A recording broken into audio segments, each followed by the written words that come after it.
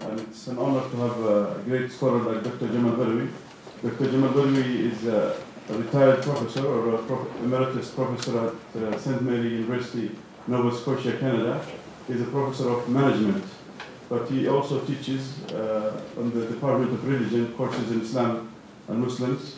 He has been a member of the Islamic Society, founding member of the Islamic Society of North America, what used to be called Muslim Students Association of North America. In 1963, he and other great leaders, both brothers and sisters, that have created this great umbrella.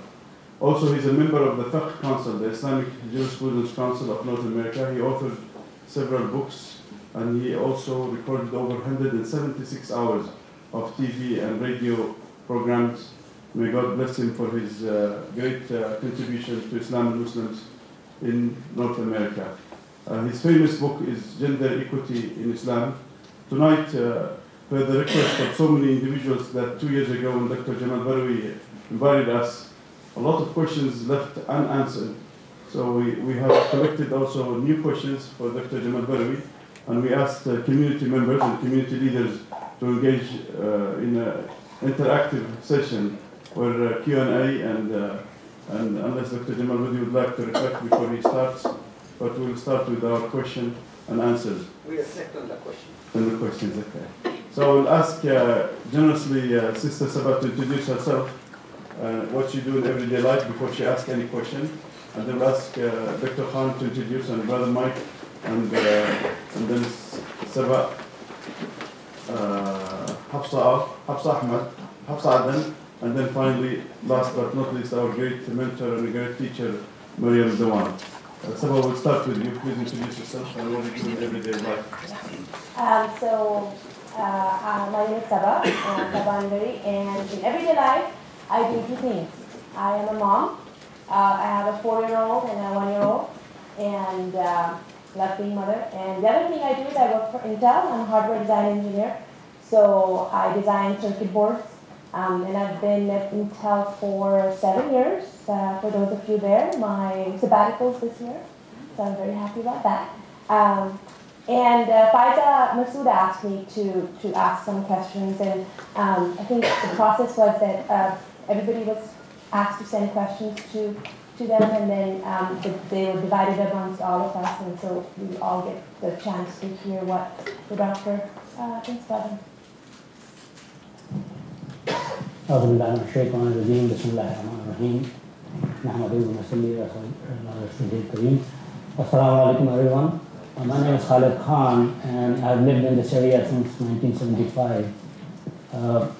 I am one of the founding members of the Islamic Society of Greater Portland, and I'm also involved with the Islamic Society of Southwest Washington, where I live in Vancouver. I've been teaching at the University of Portland since 1979, about 32 years, in the engineering department. I'm not an Islamic scholar. I'm an engineer by training. I teach engineering, but I've been involved in intrafaith and interfaith type work for the past 30 plus years. I'm really happy to be here. And actually, I was conscripted, is that the right word? At the last minute, my brother Whiteby, he would do things like that. Assalamu alaikum. I'm Mike Rance. I do as little as possible. I'm retired. I do quite a bit of interfaith work and outreach speaking on behalf of the MET, and also I have a little organization called Sehetak that we do advice and guidance, and we do orientations, and we've produced a handbook for doctors and nurses, and I work with chaplains at Legacy and Legacy Hospice, and that sounds like a lot, but it's not. And that's it. Your brother Jamal Badawi from Halifax, Canada, as Brother Wajdi indicated, Professor Emeritus, taught in from both departments at one time, which was rather unusual. They divided my teaching schedule, my academic load, half in management in the later years, half in management, half in religious studies. A very strange combination of fields as they appear. And I'm very delighted to do it.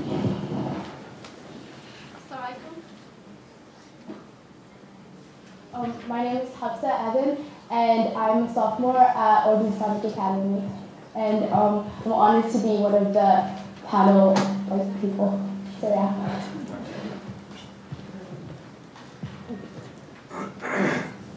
Assalamu alaikum. Alhamdulillah for being here.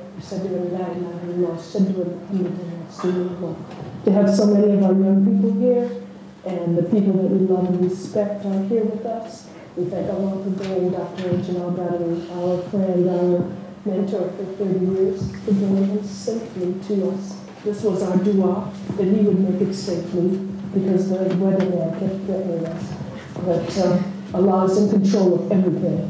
And so to my dear brother Wajdi, who I've not seen since last year, I'm glad to be here with him. We hope to have some questions. Please use me for any questions that you may want to help. To be sure we get a really good understanding before we leave here. And whatever question is on your heart, that's what we're here for, to facilitate that. So inshallah, we enjoy our evening. Assalamu alaikum. We'll ask Sister Saba to address if you have a question, a written question, or a question from your mind.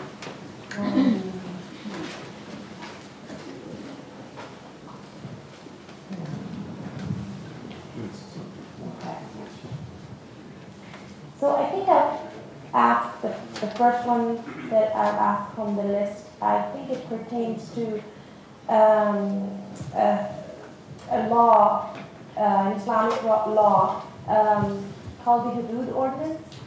And the question is that Islam's requirement of 4 witnesses in a rape case is nearly impossible.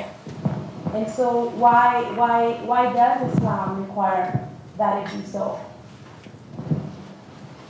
First of all, there is a difference. I bring it down with your permission. First of all, I think we should make a distinction between rape and adultery and fornication.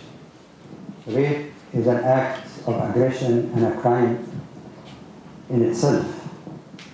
The requirement of 4 witnesses relate to fornication or adultery. Why is it required to have 4 witnesses? Number one, when it comes to the honor of people, the Islamic law is very strict, and that applies to both sides. It's not only about men or women, for both sides.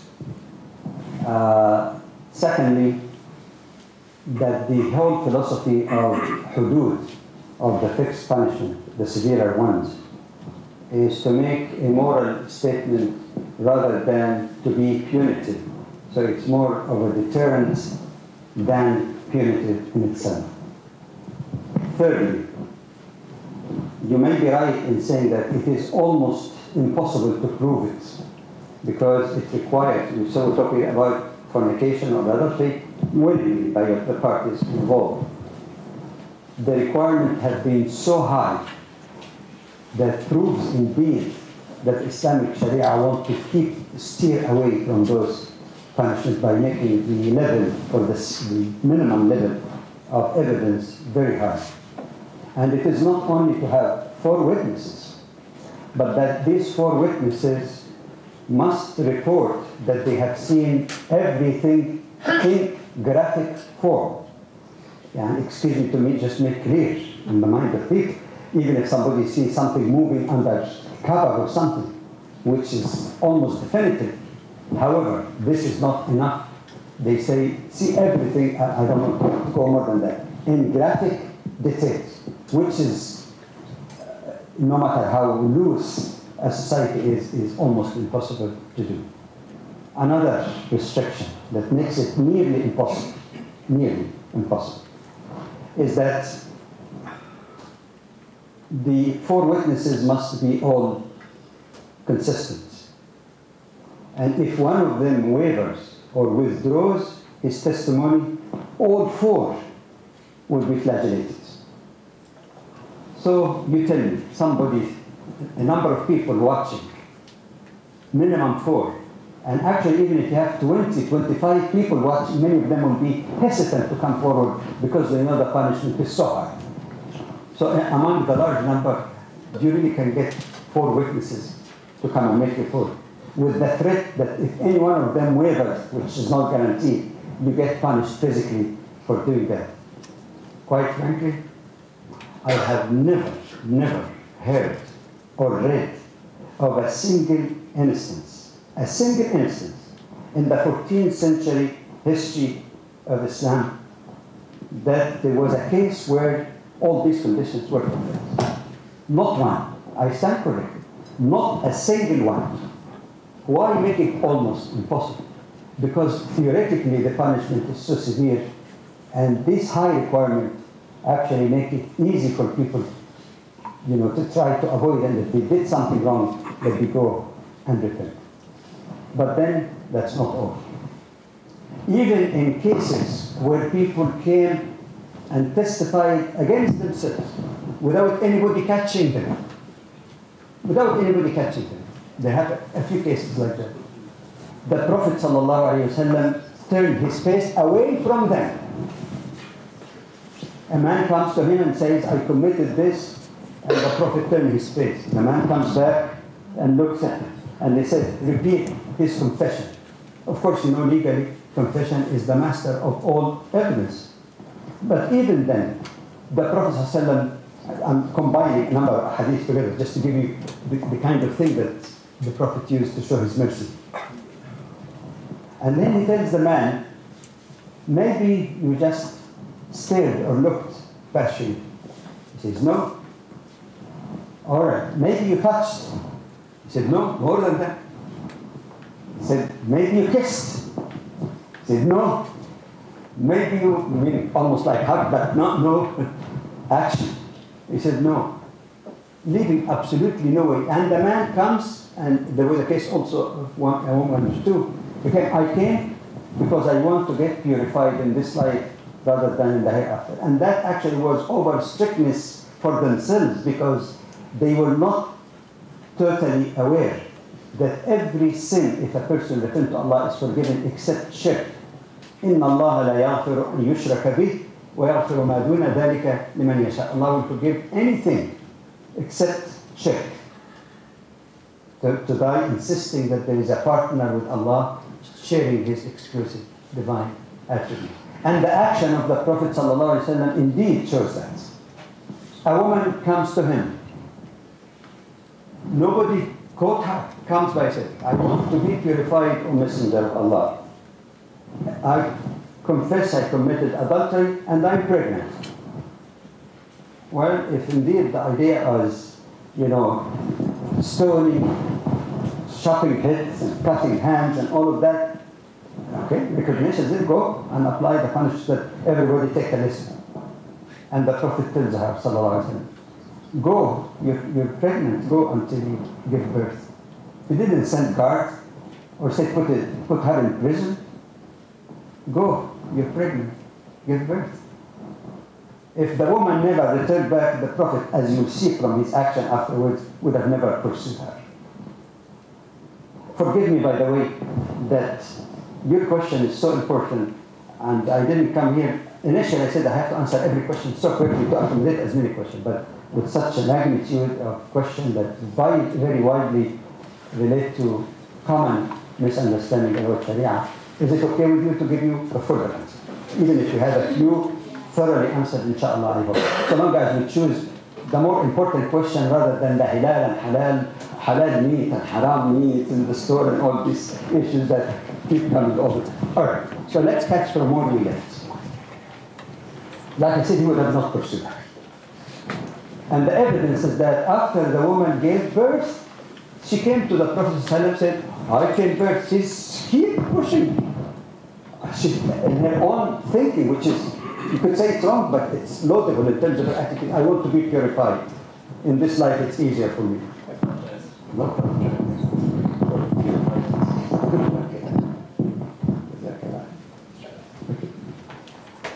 So the evidence, physical evidence, is not confession, physical evidence.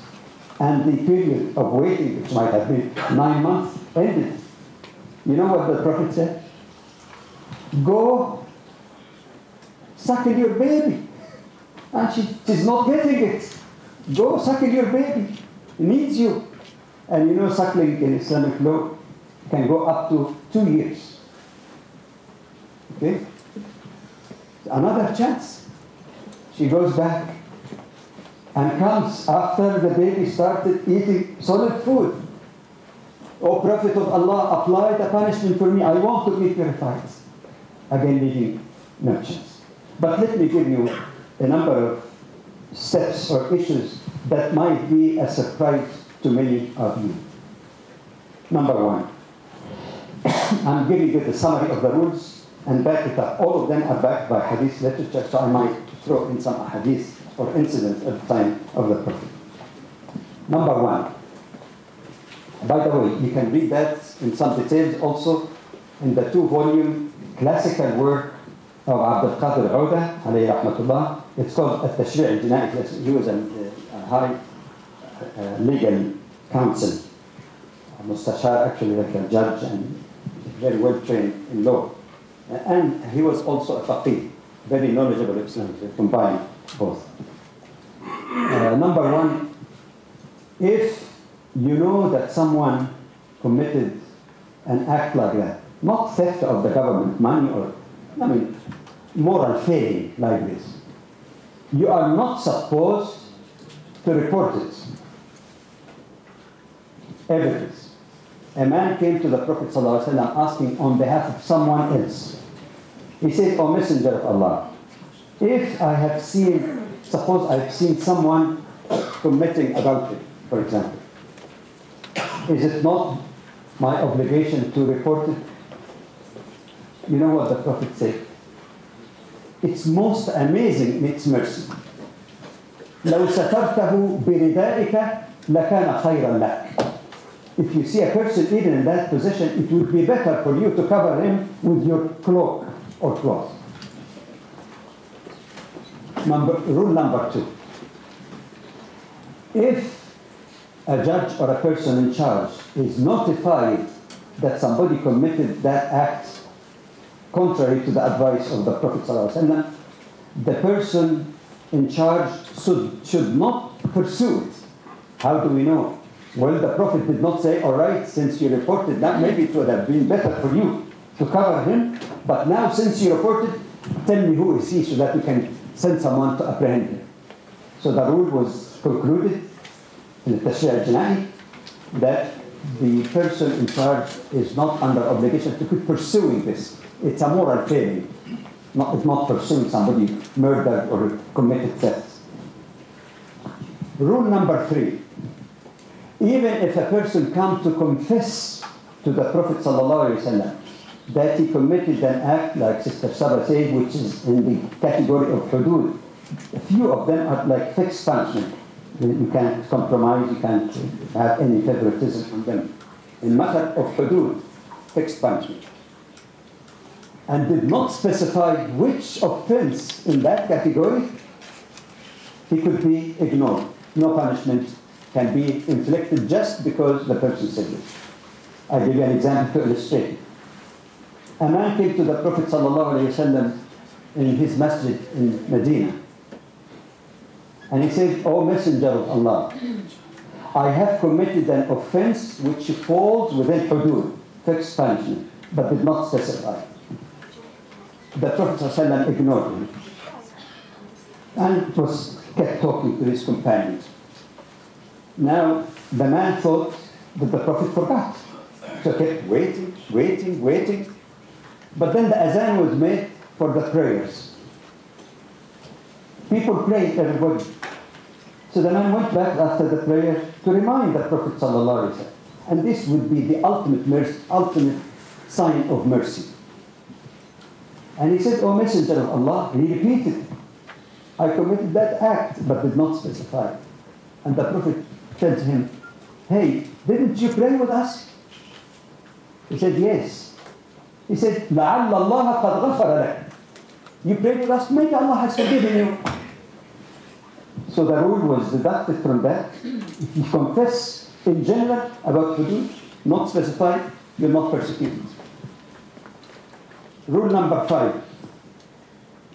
If a person, like I said earlier, even comes and confesses and says, I committed a specific act, like I said, the Prophet ﷺ was giving all opportunity for the person to recant. Conclusion, they said not only that you should not keep pursuing, but even if a person withdraws his confession, he's not to be punished. He might take lesser punishment, but not the fixed punishment. Rule number 6 or 7? 6. Rule number 6. Even if a person did not withdraw his confession until the time of punishment even came, but he started running away, he should not be pursued. A person, they started applying the punishment of a person, so he ran away, so they kept running after him.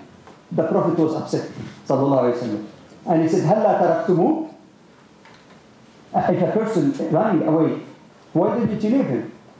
The rule that was deducted from that is that if a person even confesses and punishment begins, his running away, since nobody forced him to confess, might be interpreted for his own benefit, doubtless for the benefit of the accused, that this is tantamount on either, or you can take it actually as simply withdrawal of confession.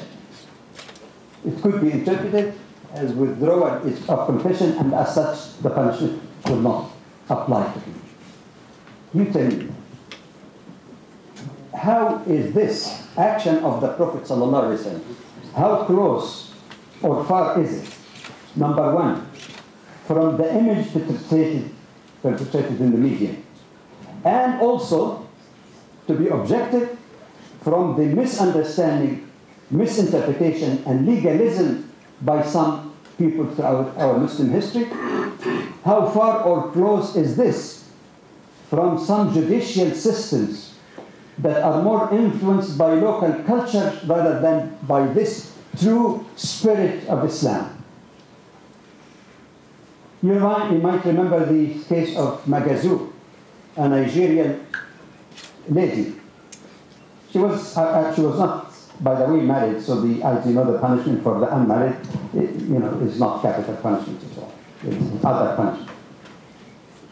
And that's why I made a distinction between rape and willing adultery, consenting adultery. So that girl actually claimed that she was raped by some of the colleagues or business associates of her father, because, very strange thinking, nothing to do with Islam, that they could not pay him or something, so they left with his consent. So the judge, hey, bring 4 witnesses. The 4 witnesses, like I said earlier, is to protect the honor of men and women, that anybody start accusing them, that you have to have really to make it difficult actually to put people in that position, not to let people go off. So the judge said, you bring 4 witnesses. 4 witnesses. And you slander those people. Because in Sharia also, if you accuse a person of committing adultery, for example, without producing evidence, you're punished. Is that bad as an idea? It's not. I go say, and so did this lady did that, and no witnesses. So that it discourages people from promoting evil and bad reputation. So you cannot correct the reputation when somebody is accused like that, even if proven, innocent at later time. So it is valid. But in a case like that, the judge perhaps forgot that one underlying important aspect of justice in Islamic jurisprudence is the right of people to defend themselves when they are accused.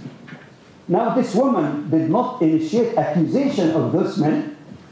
She was the one who was accused, actually, of slandering them and committing fornication with them. And she had every right to defend herself.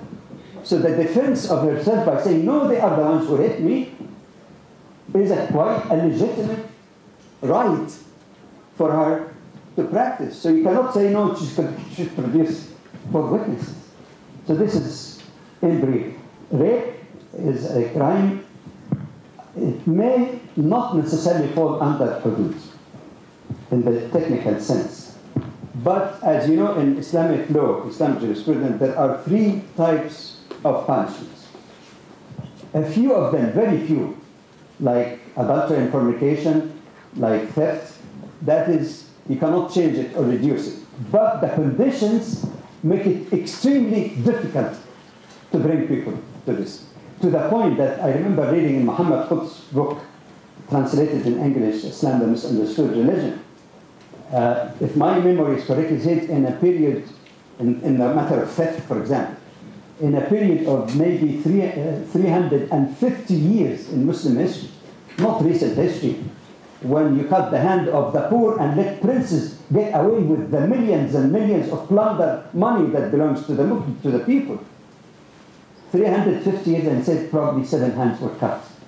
And even those 7, I suspect, if one applied the spirit of Sharia of giving excuses like Umar did for people who committed theft, not deliberately, but out of poverty, they should not be punished.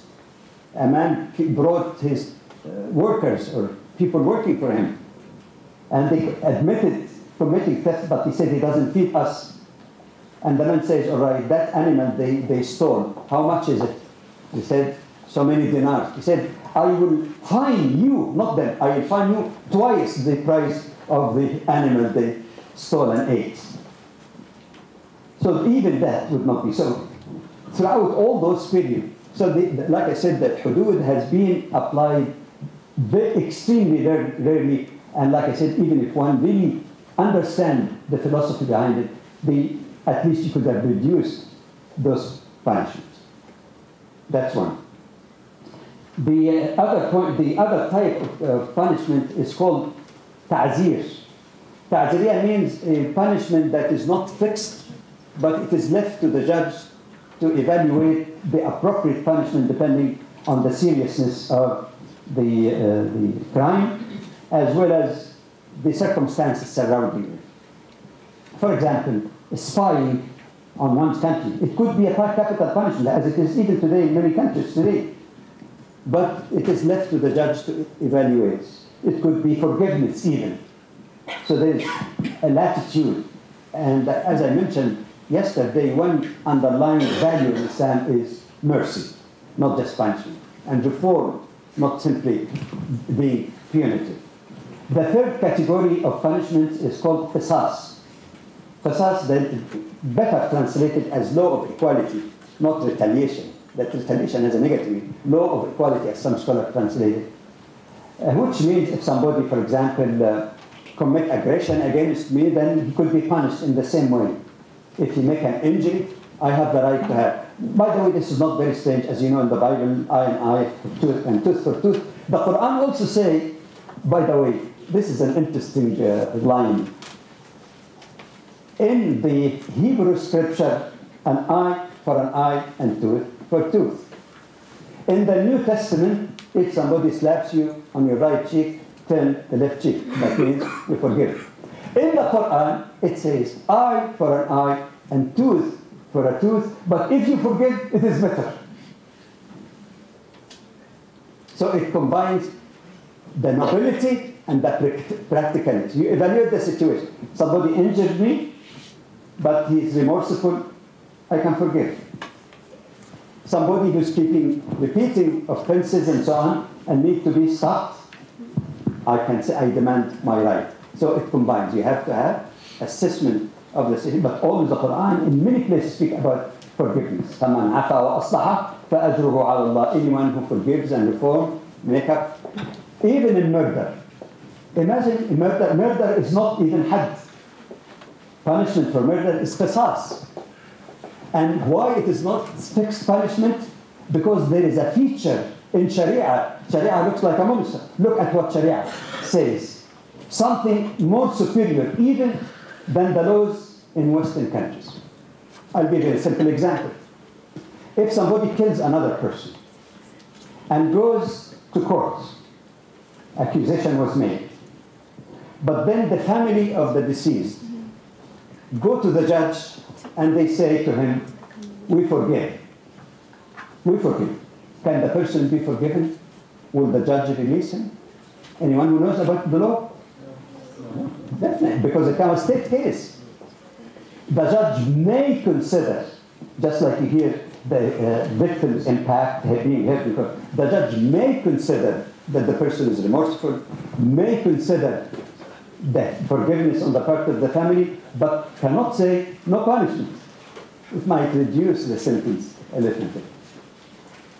You know what Islamic law says? By the text of the Quran, if a murderer is remorseful and the family forgives with compensation, I hate the term some people use, blood money.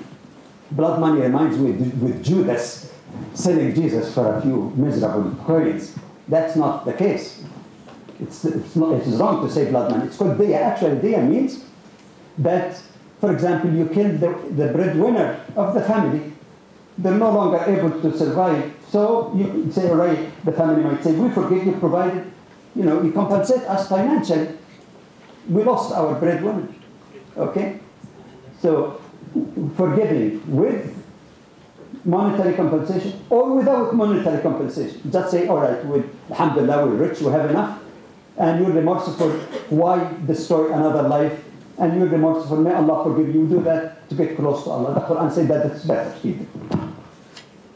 Now, which is more advanced? The Sharia that everybody trembles when the name is mentioned, the big monster, Fazza'a, as being presented, or even the Western law, even though they tend to be more liberal. This is more liberal even than that. And then let me shock you with another amazing example.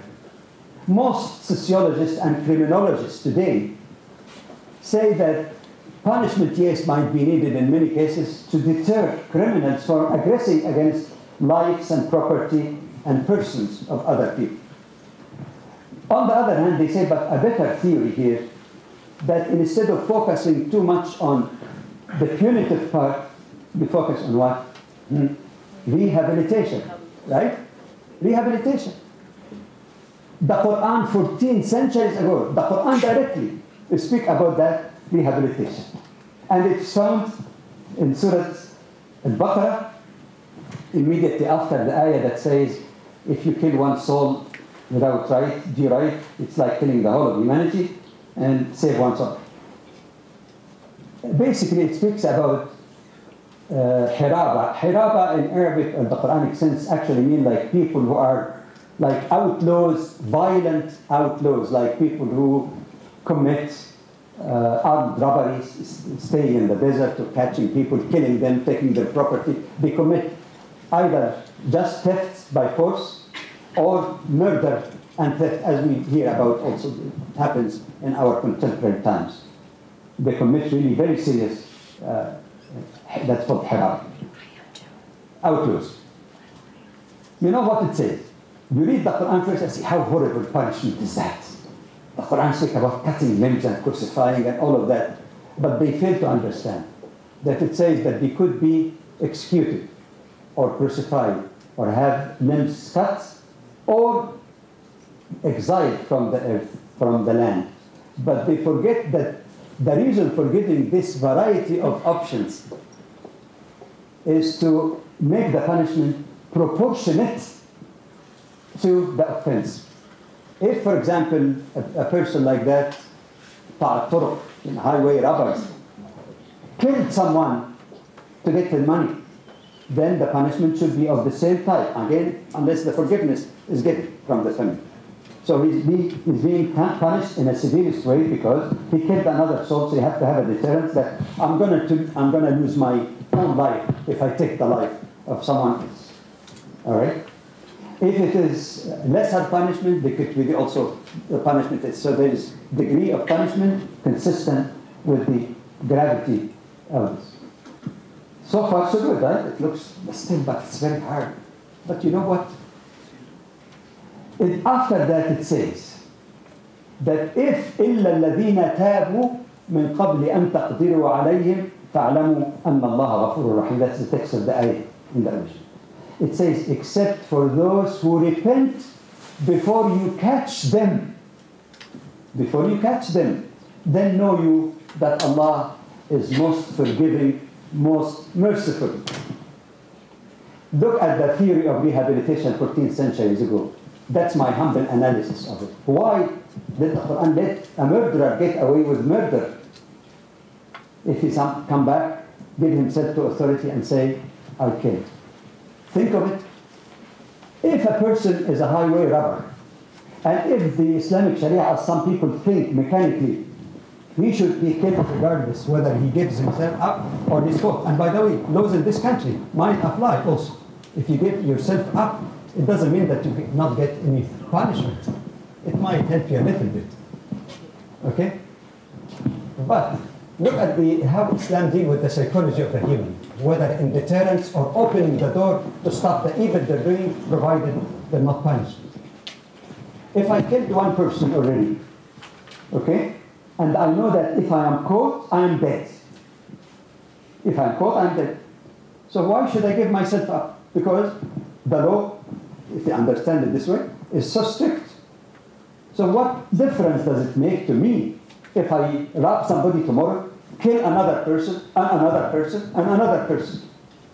So you get so many lives, potentially, that's going to be destroyed by that person. Not only this, that person that you might catch or might give himself up and still punish them irrespective. We're not interested in his life or his head, we're interested in his heart. So if a person being allowed to repent and come back and say, I did wrong, he's received with wide arms, and you're saving the life of a criminal and potential repetition of his crime, and you're saving his soul, and he might become a good believer. Haven't you heard of people who did all kinds of crime and became very good people? So it is. But if the law, as the Quran indicates, 14th century Islam, give yourself up, repent. Because if you're caught, that means you're intent on evil. You keep repeating murder and all of this. So say, if I give myself up, I might be forgiven or taking slighter punishment. Then this is rehabilitation. Encouragement of rehabilitation, which saves more life rather than simply destroy more life. I'm sorry about this becoming almost a mini lecture. I hope you don't feel I stretched it too much, did I? A little bit? Alhamdulillah. Sister Marion, would you like to ask a question, please? Yes, I would. Thank you. Thank you for asking me. Actually, I have two questions here. The question that I was just given is more in keeping, Dr. Badawi, with what you're explaining. That this person presented a question and they have a proof and an authority for their question. So I'd like to share with you that, would you like the proof first or the question first? The question, okay, and its proof. All right. The question is it haram, a big sin, to hate another Muslim or Muslima? Or is it just makruh, disliked? On what condition, situation, can a Muslim hate another Muslim such that hating will not be a sin? The Hadith 8 and 91 above says that it is not permissible to desert or not talk to another Muslim. Does this not permissible mean haram, or it means dislike? Is there any condition, situation where two Muslims can desert, not talk to each other? Okay, let me first get to the evidence. But to me, that's of course logical first to, address the evidence presented. If the hadith is completed, that is only a part of a hadith. So I think before we comment, we better get the full hadith because it shed light on its spirit and intent. I just give the one in English, the translation in English for the sake of time.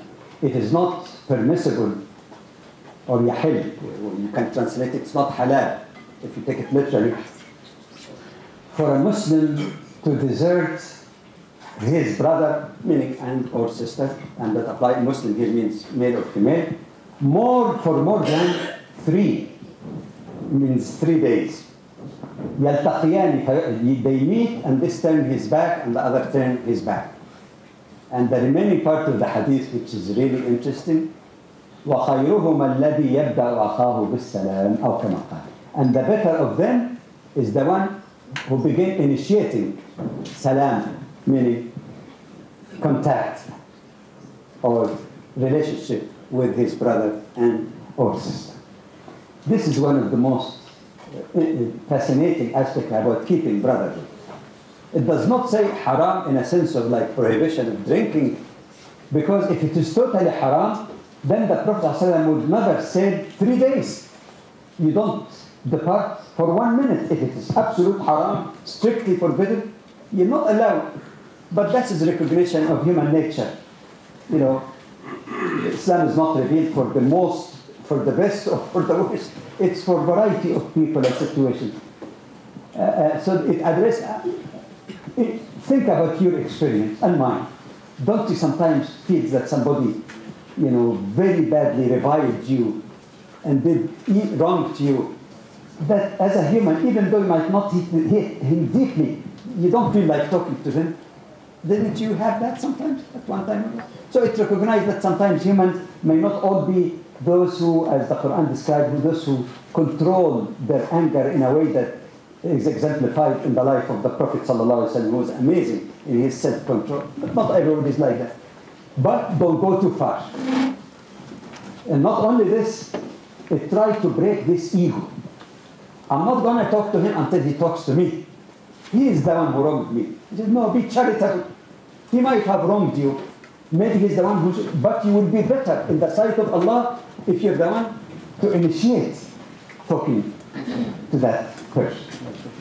And then I think that in part answered the question, the part of the question whether it is haram or makruh. So even if the word yahil, hil would stick, it is not halal. You see, just one footnote, because this is an issue that causes lots of confusion if it's not clear in our mind.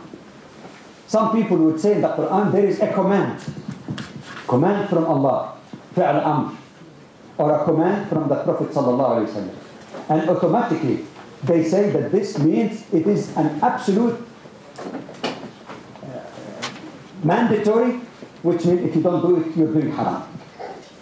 But the ulama, especially ulama of usul, the Islamic legal theory, how to interpret the text, they say if you look into the Quran, you find that the verb, the command verb, is contextual and may appear to have variety of meanings depending on the context. You want some example to make it clear, not just theory?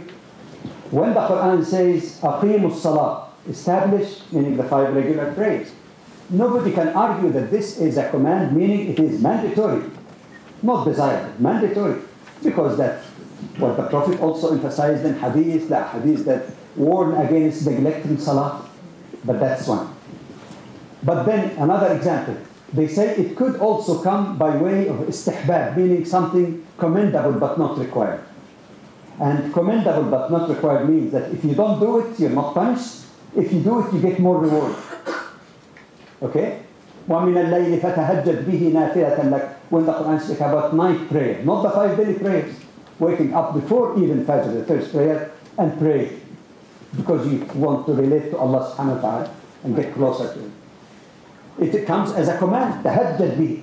Anyone who knows? Fi'al amr, command.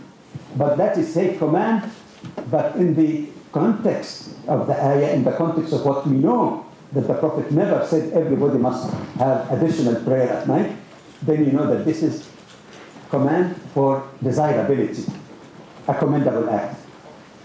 Sometimes it is command by way of being permissible, not haram, not mandatory, not desirable, but permissible. You do it or you don't. Okay? Like, لَيْسَ عَلَيْكُمْ جُنَاحٌ, no blame from you if you eat this or eat that, if you do this or that. For example, one of the things that might sound humorous, but it is real. In the Quran, for example, it says that once you finish the basic procedures of Hajj, you go and hunt. You go and hunt. Is it mandatory on people who are in Hajj, sometimes 3 million strongs, finish the tawaf and everybody spread in the desert to find something to hunt? Or is it is permissible, and especially at the time when that was feasible? If it is required now, how do you get 3 million things to hunt? You'd take a couple of years to look for that. So it means على سبيل الجواز. It looks like a command, but it's not really a command. It means you may do it. Fourthly, it's not all. Actually, there's more than that. I'll give you a fourth example. It could be a command for chastisement. Chastisement. For example, when the Quran speaks about those who defy Allah subhanahu wa ta'ala and commit evil, and the Quran says, اعملوا ما شئتم. Do as you wish. Does that mean Allah consent to the evil of doing? Actually, it is like someone who says, I'm going to do this and that, and so evil, and say, okay, do as you wish. You're not commanding him. You're not saying this is desirable or even permissible. It is tahakkum. That على سبيل الإنذار. It is almost like a threat. Okay, you want to do that? Do it. Do as you wish. And you will see the kind of concept. I hope by clarifying this again, this issues it's not only about that issue, by the way, it is a question of proper methodology, how to interpret the text of the Quran and Hadith. I was given, first I was given 3 excellent philosophical questions, but then another question came my way, and I think it was written by a young man or woman, and I think in my mind that's more important to be answered right now. It says, what is the permissible interaction among young men and women? For example, is it okay to hug, give a high five, shake hands, or tap them on the shoulder? A culturally oriented question. I don't think that people at the time of the Prophet ﷺ had high fives. Okay, but in essence, the totality of the Quran and some hadiths of the Prophet ﷺ. And if you want one reference to that, there is an encyclopedia, an excellent encyclopedia on women's issue, under the title in Arabic, تحرير المرأة المسلمة في عصر الرسالة, Liberation of Muslim Women during the time of the Prophet ﷺ. It's 6-volume excellent work that the author spent perhaps 25 years collecting all sound hadiths and opinions concerning certain aspects of women, whether it's in hijab or interaction and so on. So I'm not going into details and evidence. If you want 2 minutes, I'll give you your money's worth. Okay, but the essence of it is that first the Quran speaks about modesty in dress and behavior. Dress is the outside, but modesty also begins from inside. So inside and outside must go together. Not say I'm clean inside, but I don't care much about. So there's the code of dress, the code of behavior, and again, to be honest and distinguish between things that might be not commendable, detestable, and things that are totally haram. What is totally haram in the hadith is quite clear, that privacy, to have a privacy between male and female who are not lawful unto each other, or not a mahram. I mean, to have privacy with your sister, with your wife, with your daughter, there's no problem, but a person who might be marriable to you, that is completely forbidden. But some people go in excesses or looseness in the matter of what constitutes so-called khalwa or privacy. Some people might think that if you stand in a corner here in front of everybody and talk to a sister who has a private question, that this is khalwa because you're alone. No, I think that's excessive. As the scholars say, khalwa is meaning that you and that other woman, people of opposite sex, are in a place where they are safe from people entering upon them. Even though I don't particularly like it, some people would have like a secretary, like a physician or something, the secretary in his office or manager and give up. But normally the door is open. I would be quite uncomfortable if my wife or daughter is working in that setting with the manager all the day. But technically it was not khalwa because many people are coming and going. in a doctor's office, and this, I think, in many states are regarded as requirement. If you have a female nurse or something, you have some door open. Or, yeah, there is some requirement that they wouldn't be total privacy because there have been some incident to that effect. This is totally forbidden, and Allah knows best. The attraction between men and women is very strong, very powerful, and that precaution must be taken in that respect. In the meantime, if you go back to the time of the Prophet ﷺ, you find that people who are not lawful to one another spoke with one another. Individually, a woman come to the Prophet ﷺ, there is a hadith on this, and he wanted to ask him a question. And he said, he stood in front of everybody, he said, ask whatever you want. He didn't take her to a separate room, just in front of everybody, because the question is private. So many incidents where people come and ask in front of men and even just separate but in front of other people. So one has to keep that, but keep in mind also the general rule that should be applied in a just, balanced way, without excesses or looseness. Because many sides fall into that category. That is to prevent or to take precautions to prevent possibilities of evil as much as possible. Said the Bab al-Dhara'a. Okay? And because of that strong attraction, for example, I cannot say it's totally haram if some youth, men and women, are sitting there and it's not discussion about any hard topic, but they're just laughing and again going beyond what Islam really or Islamic etiquette requires, whether it's a pat or slap on the back or some other part of the body as kids do in school, or high fives or high sixes and all of this. Maybe that may not really go with that. About touching, like shaking hands, there have been difference of scholars about that, especially if it's casual and not. There are, again, different ways of interpreting the hadith. There's a book by Sheikh Al-Jabri on that, or chapter of a book on this. There is difference on that. And there is reference to hadith also where a woman touched the Prophet when he was taking a nap with his Sahaba in her house.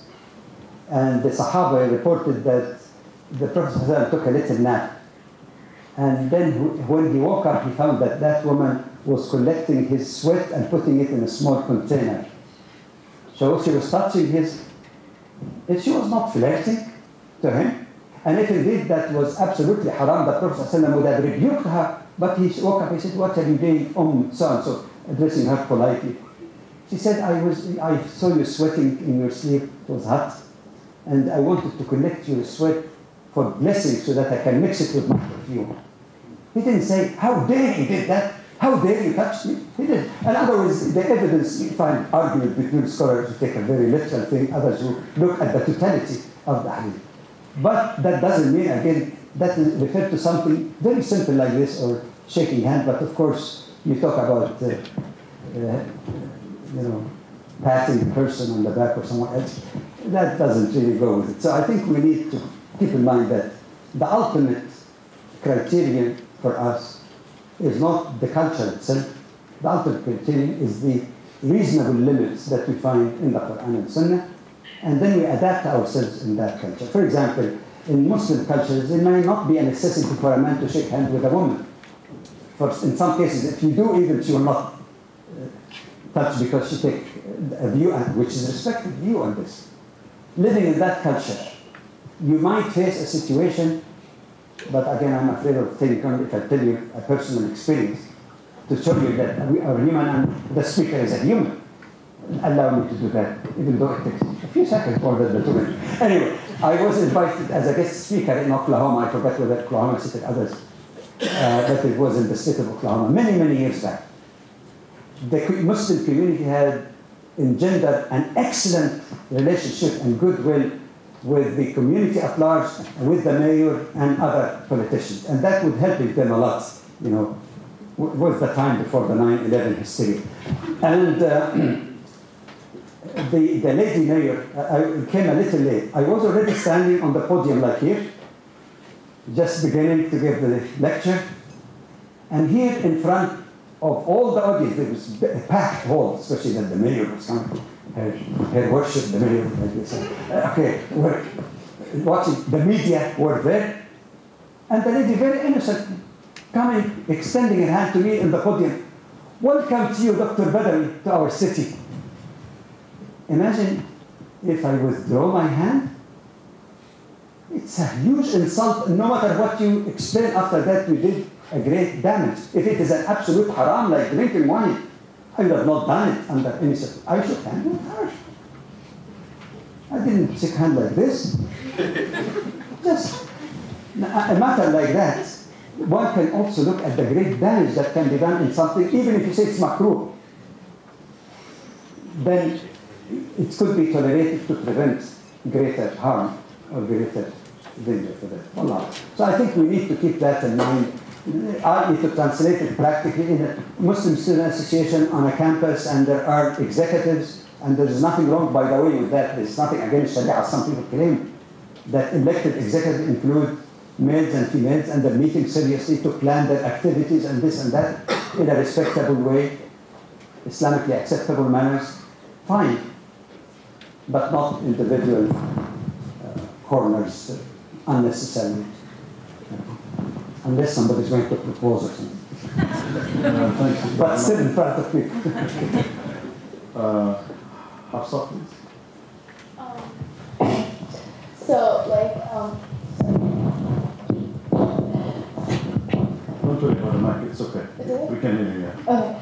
So, like nowadays, like I see myself being more and more busy, what with like YAC and like different like things that I have to do. What's YAC? Youth Ambassadors Club, our school, we have a club that does things, so volunteer things. So I find myself being more and more busy and like more on the road. And so when the time for prayer comes, like I find myself like having to pray in the car, having to pray in like different places. So like, what's with this? Like, I heard like some people say like praying in the car isn't like the best thing to do, or like, what would you say about it? I know that Hawaiian Muslims are guaranteed their full freedom of worship. There's no question about that. That implementation in the realities where we live sometimes make it rather challenging. I can tell you what, not only myself, but my wife as well, even before she had back problem, and now she can pray in the car sitting, because she, even at home, she has to pray because she had severe problem with the back. But even before that, what we both did actually is that when we go shopping, for example, if it's half an hour to Zuhr, to the noon prayer, we delay it a little bit until we pray Zuhr and go immediately after Zuhr, so we'll be back home to pray the following prayer on time. If the shopping has taken too long, and you know how ladies are in shopping, and some women, and it took longer, perhaps, and the time might be, the time of prayer might be missed. What we both used to do, if we are in a shopping mall, we look around, we might find some corner there where it's reasonably quiet. We didn't have much, phobia about people watching us. Let them. We're not doing that for them to watch us. It doesn't matter. So, but we don't also go in the middle of traffic and say, Allahu Akbar. Because you cannot even concentrate on your prayer. Anyway, so if you find a corner, if there is no carpet in the corner, I don't know what, sometimes Islam is very simple.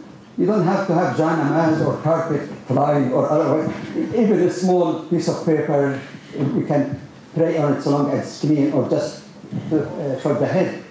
That will have to. If, for example, we're traveling on the highway, we stop and pray in the rest area. And if you're traveling, actually, you can combine the noon and afternoon prayer, and you can combine Maghrib, the sunset, and there is lots of flexibility in that. But suppose we're traveling and it's raining, and if you get down, you'll be soaked and you might get sick, and there is no covered place to pray.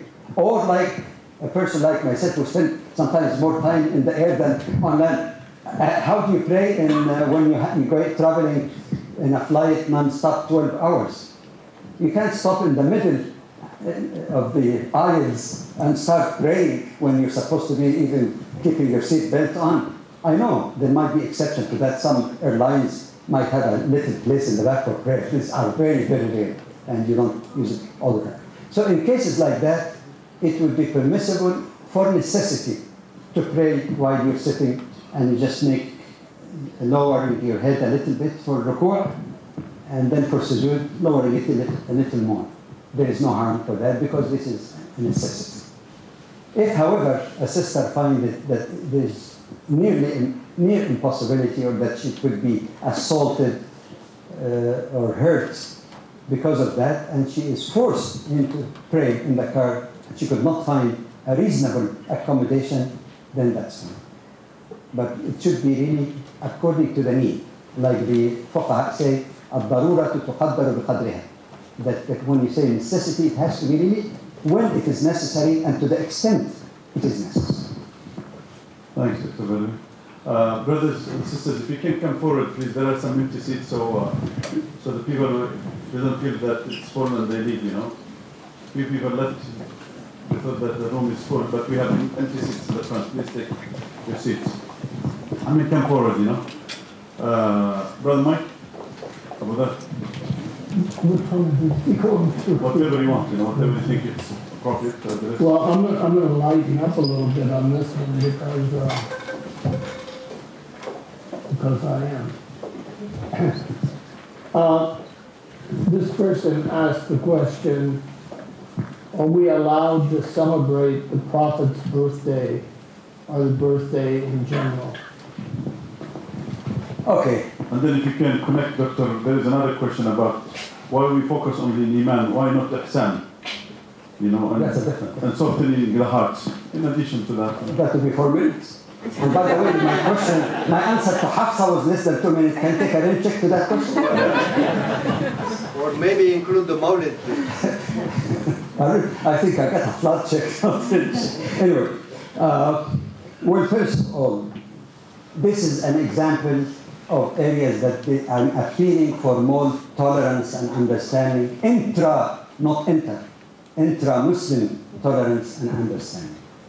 I must start first by saying it is true that the Prophet ﷺ did not celebrate his birthday. The companions did not. The tabi'een did not. The idea came in much later time. That is true. But for some people to say, because of this, if you celebrate it, it is bid'ah, I think we need to stop and examine that carefully. What's bid'ah? Bid'ah means innovation in religion. And some people quote a hadith of the Prophet ﷺ that bid'ah is dalala, bid'ah is deviation from truth. But the ulama explained that what meaning by bid'ah or innovation is not always bad. It is bid'ah only in the fixed method of religion. Umar radiallahu anhu, one of the companions of the Prophet and the second Khalifa, when somebody presented a good idea, he said, Na'amat al-bid'ah. What a good bid'ah, what a good innovation. Why? Because innovation in worldly matters is not only permissible, it is desirable to improve the lives of people, to invent more things, to use technology to facilitate the lives of people. So not all bid'ah. But even when we say bid'ah in matter of religion, it's not in details. For example, people went too far in labeling anything pertaining or connected with worship as innovation. I was told by brothers from India, for example, and Pakistan, that very early on, even before the separation, that when the loudspeakers were introduced, that was a long time ago, that some scholars were too literal, and they said this is bid'ah, this is innovation in religion, and the Prophet said the bid'ah is dalala, is deviation from the truth. Is that the same like someone saying, okay, why do we pray 5 times a day? Let's make 2. Why should we pray 5 cycles? Let's make it 5, which is even more. Is that the same? It is not the same. Why? Because the basic rule that in ibadat, in the basic acts of worship, we don't tamper with it or pray around, so you end up really losing everything and everybody pray in a different way. So this we have to abide by, the basics. Details, there are differences. Even among the great imams of schools of jurisprudence, there are differences in non-essential parts of the prayer. Not that there are 5 cycles and this is the basic format. How do you move your fingers when you're sitting at the end of the prayer or in the middle? This way or that way and keep it, or once and put your finger down? They are legitimate. So does that mean that one is right and all others have fallen into deviation by innovating in religion? Is it innovation to use microphones? If the Prophet ﷺ see the situation we have when we get thousands of people in a masjid and it's not an open desert, there are lots of sound and traffic outside, he might have even himself used that because it is not does not infringe on the format of the prayer, it facilitates the prayer. Otherwise, to have carpets in the masjid is bid'ah, because the Prophet did not have carpet in his masjid. So one has to distinguish what do we mean by innovation. So it is in that spirit that some scholars, also learned scholars, differ with their brethren and both should be respected. I said there is no bid'ah in that if indeed you're trying to benefit from the occasion of the birthday of the Prophet ﷺ, to remind people of his character, to speak about his life, so as to inspire people. And even in the Muslim minority situation, that might be more needed even, because kids in Muslim countries, some Muslim countries are exposed to lessons and all of these teachings on television or radio or school or other places. In the West, they don't have that opportunity. So sometimes a few occasions like this during the year might help and inspire people. But don't believe in it as a religious celebration. There are only 2 religious celebrations that are religious. The Eid of Fitr, the breaking of the fast, and Eid al-Adha. But other occasions, if you don't believe in them as equivalent to the mandatory Eid, or actually it is sunnah to pray Eid, but of course highly emphasized.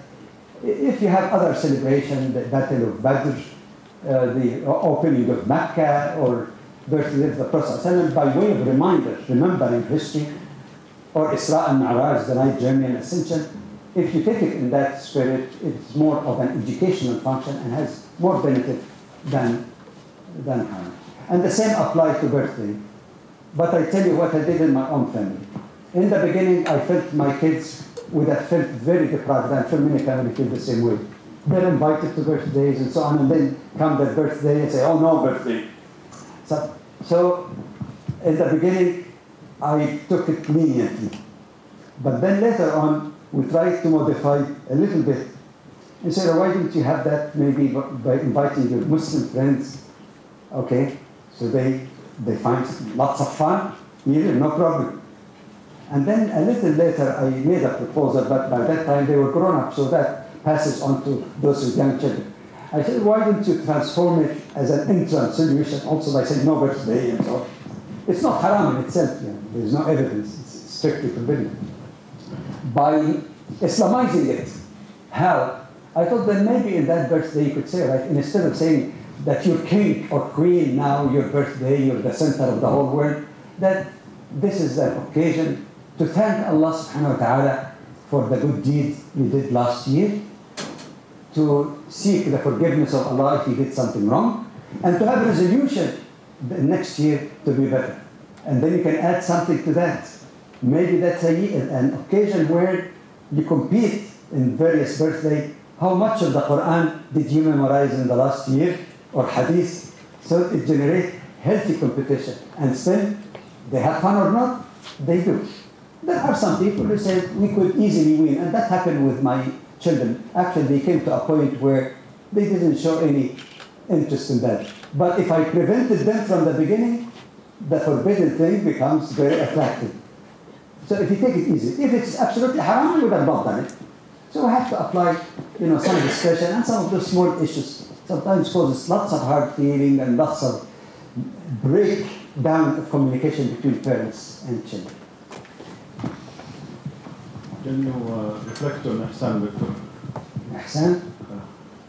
The question is said that a lot of us Muslims focus in the 5 pillars and in the Iman, but we forget the essence, the compassion of the Prophet ﷺ through Ihsan. The answer is one long hadith of the Prophet ﷺ, but I take the part that's relevant. Jibreel alayhi salam came to the Prophet ﷺ in human form in front of the Sahaba, but they didn't know. They noticed that a man coming with clean clothes, no dust, so doesn't seem to be a traveler, and unknown. So they were really wondering. And he said to the Prophet ﷺ, do you all know that hadith? So that I skip it? Or just remind you of the essence of it? Some do not. Are there some who need to hear it? Yeah? Okay. Okay. He sat in front of the Prophet ﷺ, knee to knee, and put his hand on the leg of the Prophet ﷺ, and he said to him, tell me, Muhammad, just not Rasulullah, tell me, Muhammad, what is Islam? Of course, the Sahaba, what is that disrespectful person? Because always they reveal the Prophet, say, oh, Messenger of Allah. So the Prophet said Islam, and he spoke about the 5 pillars of Islam. Shahadas, Salah, Siyam, Zakat, Siyam, and Hajj. And then that man, apparently man, said, Sadaqt, you said the truth. So the narrator of Hadith, Umar radiallahu anhu, said, we were wondering, يَسْأَلُهُ وَيُصَدِّقُهُ, he's asking him, and he said, you said the truth. That means he knows the answer. So why is he asking them, right? When you say Sadaqt, you say the truth. That I have the knowledge, and you told me the right answer, like a teacher. Oh, pass, A+. You know, as a professor, I have to say that too. Then he asked him, oh Prophet, tell me about Iman. Some people translate Iman as faith, but actually Iman comes from the tranquility of the heart because of one's relationship with Allah subhanahu wa ta'ala. It's more than just faith. Anyway, so the word Iman is more spiritually loaded than faith.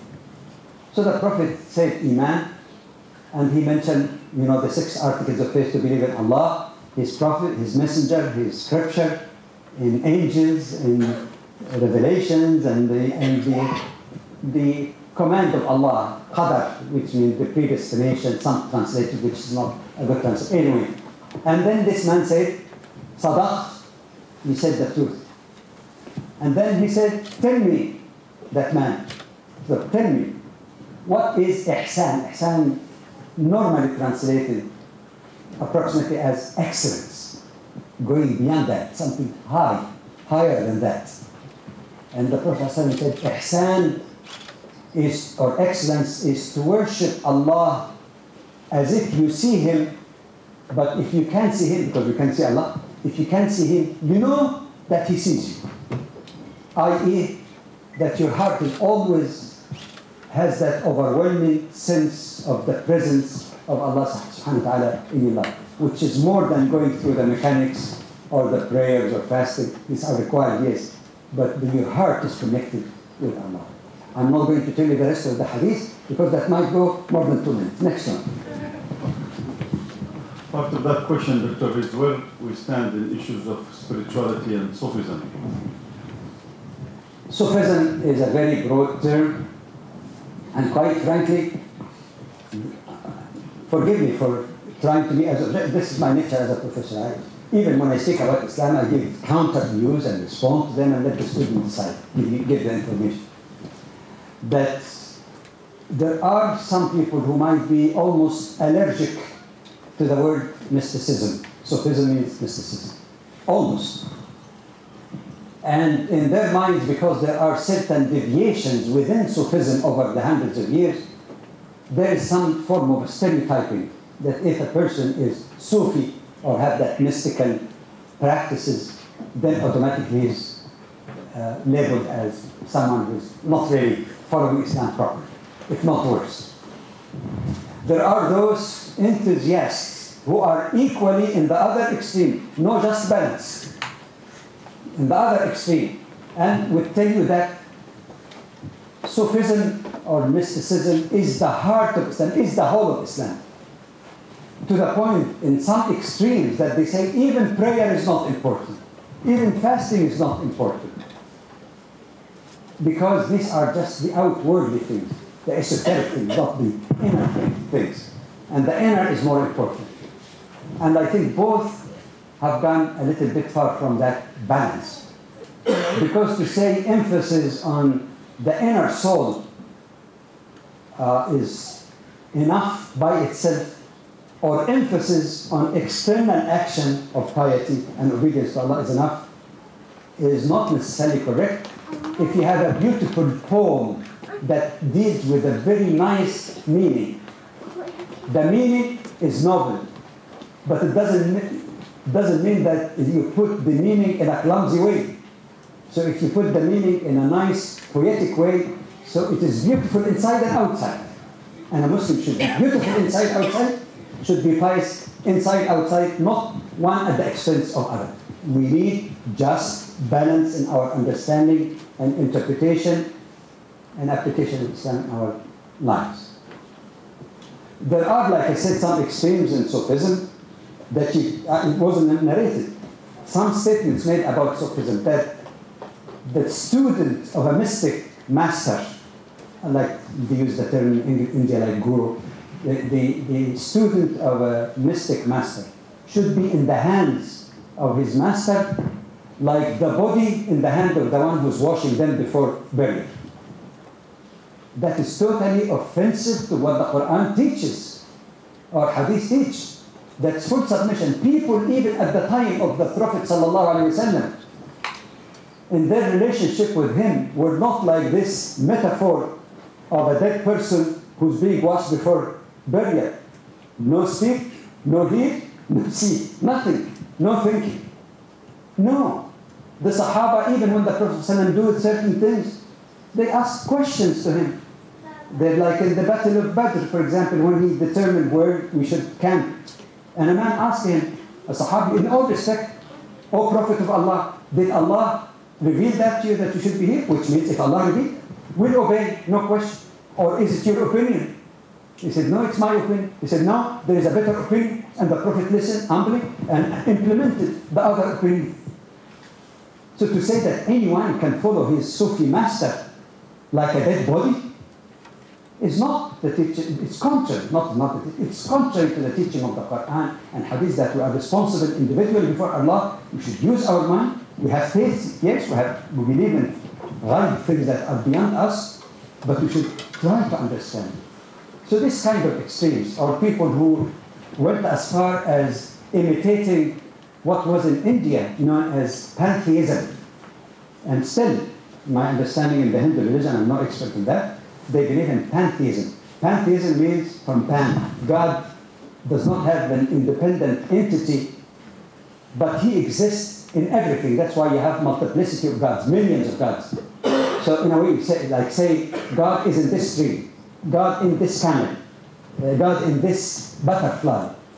Maybe the intent was good in the beginning to say that, this is all creation of Allah, but to say the entity of Allah is not independent as a creator, because you're denying his creator. If you say God is in the tree and this animal and that insect, then there's no entity or existence really for Allah independently. And the Quran says, Allahu khaliq kulli shay. Allah is the creator of all things. So they fell into that. But unfortunately, some people were dealt with harshly in a way that created martyrs of them unnecessarily. That was a person by the name of Al-Hallaj in Baghdad, who, when you ask him, where is Allah? He says, inside that garment. So people, he's committed blasphemy and they ended executing him. The wrong ideas should be countered with the correct information, with patience, with love, rather than like, committed blasphemy, finish him off. Okay. So, but that is an example of the kind of deviation that people can get with or good intention or whatever. But to conclude the 2 minutes, there are a lot of people or Sufi approaches which are very acceptable, and many great scholars have been Sufis also, besides being scholars. That is the one who say, first, the exterior is important also. Allah commanded us to pray, so I fulfill all my duties like everybody else. But on top of that, I have this, not bid'ah, exercises so that I recite Quran or remember Allah in a way that is acceptable and does not contradict what we have been taught in Islam. There's no problem, and there are lots of great figures among scholars who have that Sufi tendency, self-purification, But finally, I say what is the intention of Sufism is self-purification, the purification of the soul, relating to Allah. Why not, instead of following the Sufi guru, why not follow the Prophet himself? He was the closest person to Allah. He's our example. And that suffices us. That's why I'm not condemning Sufism outright or say it is all Islam. I said, if the intent is self-purification, the Prophet, we follow him. He used to pray until his feet swelled, and he's the closest to Allah. And if indeed prayer is not that important, he would have said, oh, alhamdulillah, Allah guaranteed me Jannah, paradise. He prayed like everyone else, fasted, did hajj and everything. But on top of that, he used to do night prayers. That's our example. Just to avoid getting into, sometimes it may appear benign in the surface, and then the mind is being indoctrinated, if not brainwashed, and people might really getting out in all kinds of extreme directions. So the safest way is to follow the example of the Prophet. Assalamu alaikum wa rahmatullah. Inshallah, 2 minutes or less. In a visit to Australia, maybe 25 to 30 years ago, I was told by some of the brothers there, at that time the situation changed, but they said that the early immigrants who came to Australia were devout people, especially a group of Afghans, and they were very interested in the laudable thing of building mosques. But two things happened. One, they neglected teaching their children about Islam. Two, they took the mosque in the traditional way, you pray and go, rather than the mosque at the time of the Prophet ﷺ, which was the hub and center of the whole community activity. Results: many people got out of Islam, accepting another religion, or mostly having no religion, no connection with Islam. You ask one of these, oh, my grandparent used to be Muslim. Mosques that they built were not attended. I heard even at the time one became a museum. Coming back to North America and noting the limited financial resources in most communities, I made an outrageous statement as it appeared to some. I said, if I am given the opportunity or choice of building a masjid or building a school, I would opt for building a school, because you can pray in the school. Masjid is so simple, you don't have to have a building with a minaret. Because if we do that, our children will be raised with their Islamic identity, and not only will they use this masjid that became museums, but they will be devoted and they will build more and more masjid in the future. This is my simple message in less than 2 minutes. So this is about multiple marriages, and there are a couple of questions regarding that. So I'll try to summarize.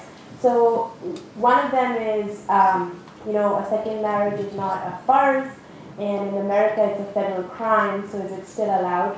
I'm not sure about by whom, but that's the question. And then the other one is, what constitutes a talaq to be given? Okay. A divorce. All right.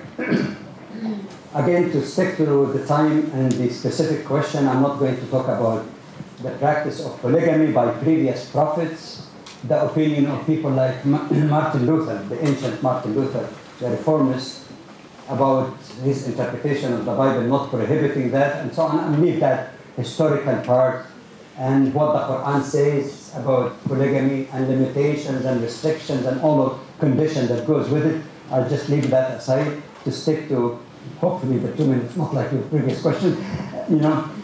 First of all, yes, you're quite right. It is not mandatory on the Muslim to take a second wife. Second, even though it may be permissible in terms of Islamic law, nobody can say it's forbidden. There are conditions, and there is discretion to be used also, but one cannot say it is forbidden to please anyone. It's not forbidden. But on the other hand, the fatwa of the European Council of Fatwa and Research, if I recollect it correctly, it might not be verbatim, they say that Muslims are supposed to follow the law of the land wherever they are living, so long as these laws, we're not talking about small laws, we're talking like Constitution, Charter of Rights, do not infringe on the performance or fulfillment of their basic duties, such as prayers. And I think I mentioned, maybe was it last night, that there is nothing in the Constitution of the United States or Canadian Charter of Rights or many European constitution or international law that tells Muslims you cannot pray or you must drink wine. And as such, there is no excuse to say, but if other aspects of Islamic law are not implemented because these are sovereign issues, like criminal punishment and all that, then a Muslim is not required, is not supposed even to infringe on that. You can't have a government within a government.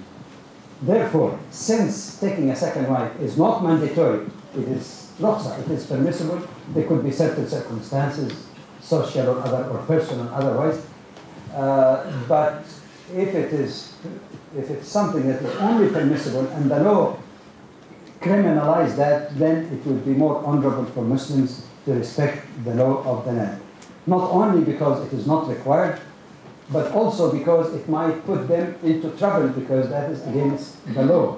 So there is damage that can take. So I'm not saying that if they do it, it is invalid Sharia-wise, but if you take the spirit of Sharia and that fatwa, to refrain from it is not the direction of your duties as a Muslim. You're not required to. And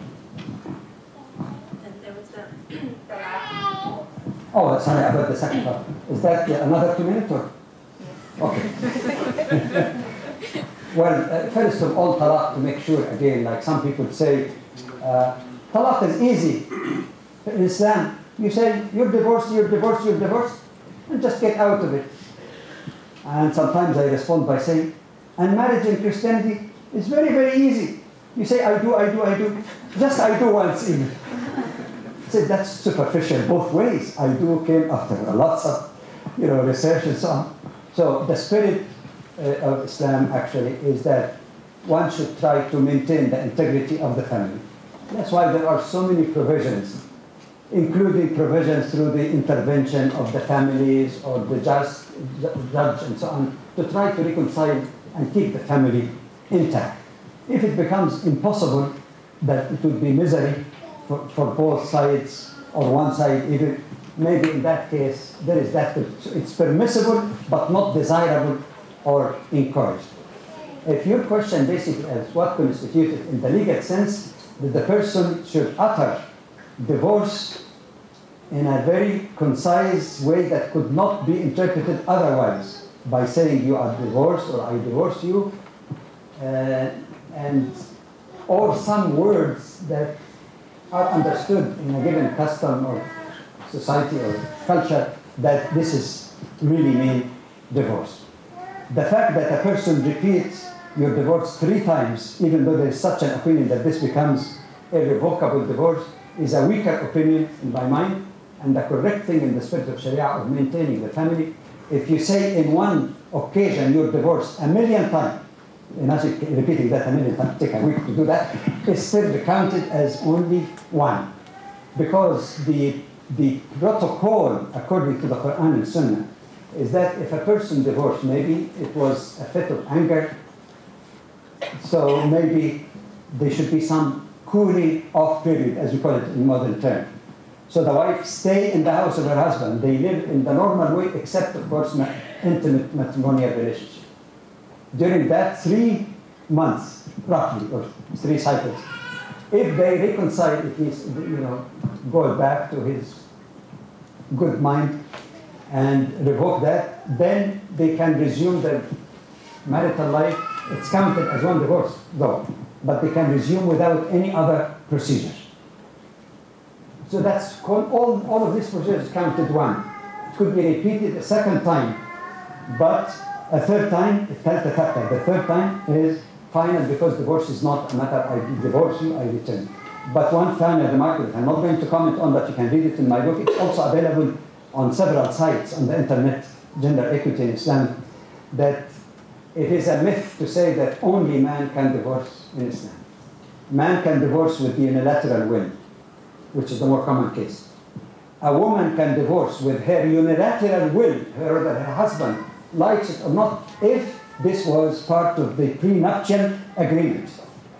Thirdly, a wife who doesn't have some reservation about her husband, that like mistreatment or failure to fulfill his duties towards her, she can go to court if he refuses to divorce her and get a divorce through a family court after ascertaining and making sure that their problem is there, that she's not just emotionally, responding to anger or something, just to make sure. Then he can grant her divorce in spite of the disagreement of that. Fourthly, a woman, even who does not have anything against her husband, he's fulfilling all his duties, but somehow after living with him for so much time, the chemistry is not working, that there is some repulsion on her part. She also is entitled to seek another form of divorce known as khul'a, that is mentioned actually in the Quran, but since there is no fault on the husband, she can compensate him financially, and what is intended here, that if he gave her, for example, a substantial amount of marital gift, with the assumption that this is a perpetual life, and then a few months later to tell him, you're fulfilling your duty, honey, but I keep the money and I'll get your divorce whether you like it or not. Yeah, you can get it, but return to him his property, because it wasn't just a casual thing. So I'm just commenting that if you want to read that, check it in this. Does that satisfy the question? So somebody?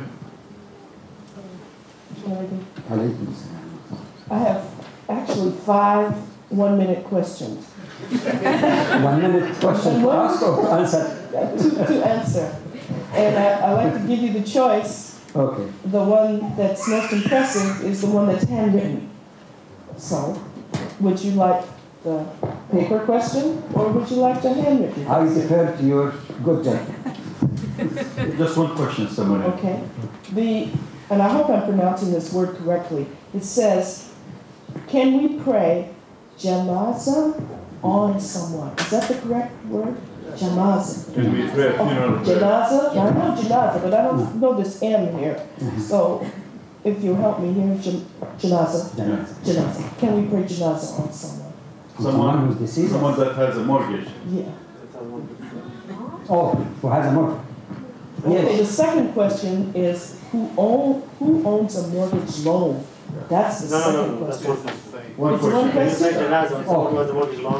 That's simple. Less than a minute, and the rest is rent check. Yes, you can. Yes, you can. Anyone who died as a Muslim is entitled to have janazah no matter what he did. But there was an incident when the Prophet ﷺ abstained but let people pray janazah, just to give a message that it is better to avoid what is forbidden, or if you have debts, for example, that you pay it or your heirs pay it on your behalf. But it is not haram. Even if a person did wrong, even if a person committed suicide, which is forbidden in Islam, you leave it to Allah subhanahu wa ta'ala to hold them accountable, but janazah or prayer, funeral prayer should be done. The background system is because of debts, issues. Because Islam encourages that you don't have debts when you die.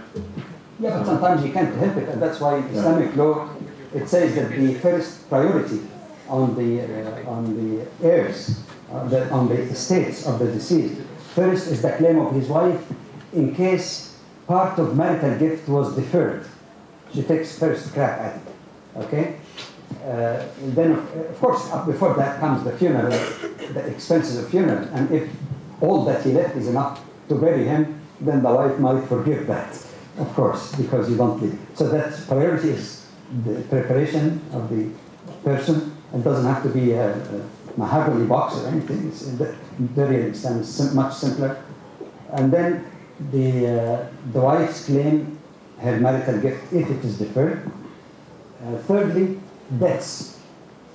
And then whatever is remain. Fourthly, if the man before he died made a wasiyah, that is discretionary will, that, for example, I'd like certain things to go to charity.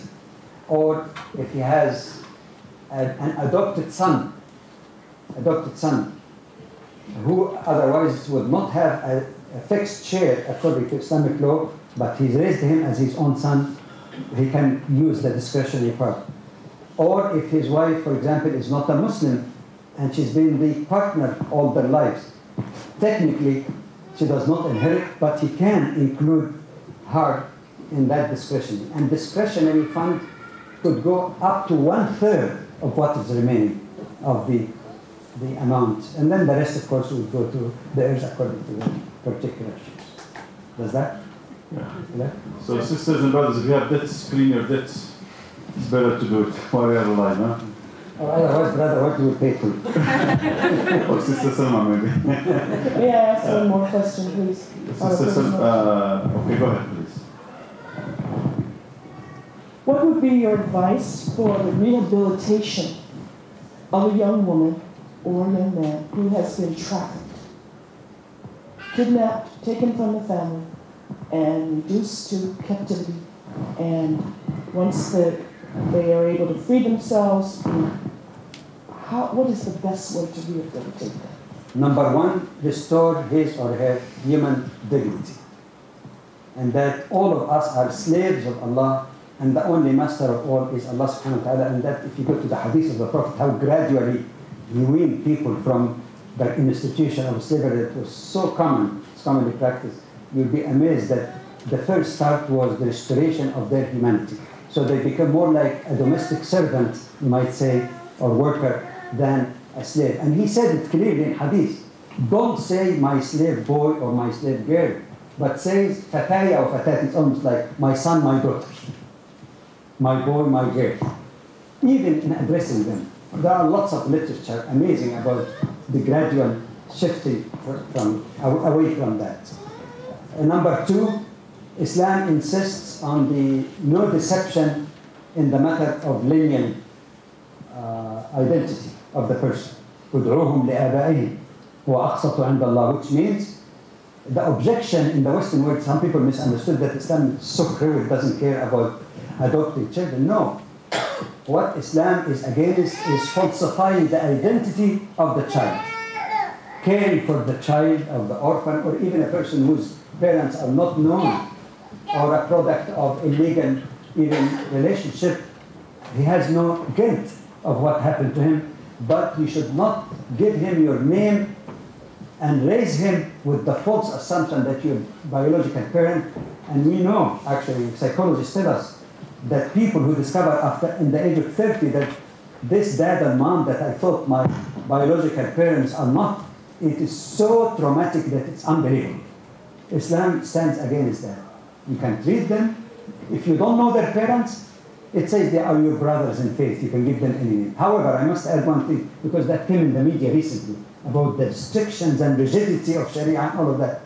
In fact, there is something that doesn't contradict Sharia, even if the laws in a given country requires that you must give him your last name. Use the hyphenated name. Remember Shirley Black Temple, Shirley Black Dash Temple. A hyphenated name at least would meet the requirement because the last name is yours, but it is known to everybody that this is, this is not your name. Your full last name is hyphenated. And even if he doesn't have a name of a parent known, you can call him Muhammad Dash Abdul Alim, hyphen Abdul Aziz. We checked with scholars that it is permissible so long as the child is told and everybody knows that this is. So it's more not only fostering, it is between fostering and adoption really. And like I said, even though the person may not inherit the specified share, as we mentioned earlier, you can also include them in your discretionary will. Thank you very much. Dr. Khan? I have so many good questions in front of me, it's really hard to decide, but this one I think again comes from a young person. I'm kind of partial to young people here. It says, what is the point of life if Allah subhanahu wa ta'ala knows what will happen in the future? Yes, that takes hours, but basically I will tell you, the answer given by the Prophet sallallahu alaihi wasallam, or the statement, إذا ذكر القضاء فأمسكوا. When people start dwelling on the matter of what people call predestination, I call it qadar, the measure or the law of Allah in creation, then don't dwell much on it. And everyone who tried in the past, philosophers from various religions, theologians from various religions, including a great towering Islamic figure like Imam Abu Hamid al-Ghazali, the more they dwell on something that is beyond our perception as human, the more they got confused and confused people around them. And in Islam, we have to make it clear, there are lots of things that we can rationalize it with our own mind, with science, and we are encouraged to do this. But there are things that are not irrational, but they are supra-rational. You cannot definitively prove it is right. You cannot definitively prove it is wrong. You cannot definitively say Allah exists for a skeptic who doesn't believe you until you bring him Allah and meet him face to face, as the Quran referred to some people demanding this. Nor can an atheist prove definitively that Allah doesn't exist. But there are things beyond the level of our perception. We cannot even have full perception of the physical world and all the species in the creation. Do we have that? We don't. Sometimes you can't conceive everything in existence. Physical existence, let alone spiritual fact. So faith here is not blind faith, it is simply something that is beyond. We cannot definitively prove it just by human reasoning or not. So that's what the Prophet said, don't dwell on it. And finally, I have a nice analogy. My wife likes cats. Not anymore when she has back problem and sometimes I'm traveling. Anyway, she has to look after. But sometimes I watch little kitten, and my wife does lots of knitting. She's really expert in that. She had a book actually published it. Anyway, and sometimes I notice when the kitten, in their naughty way, come and play with her knitting ball, you know.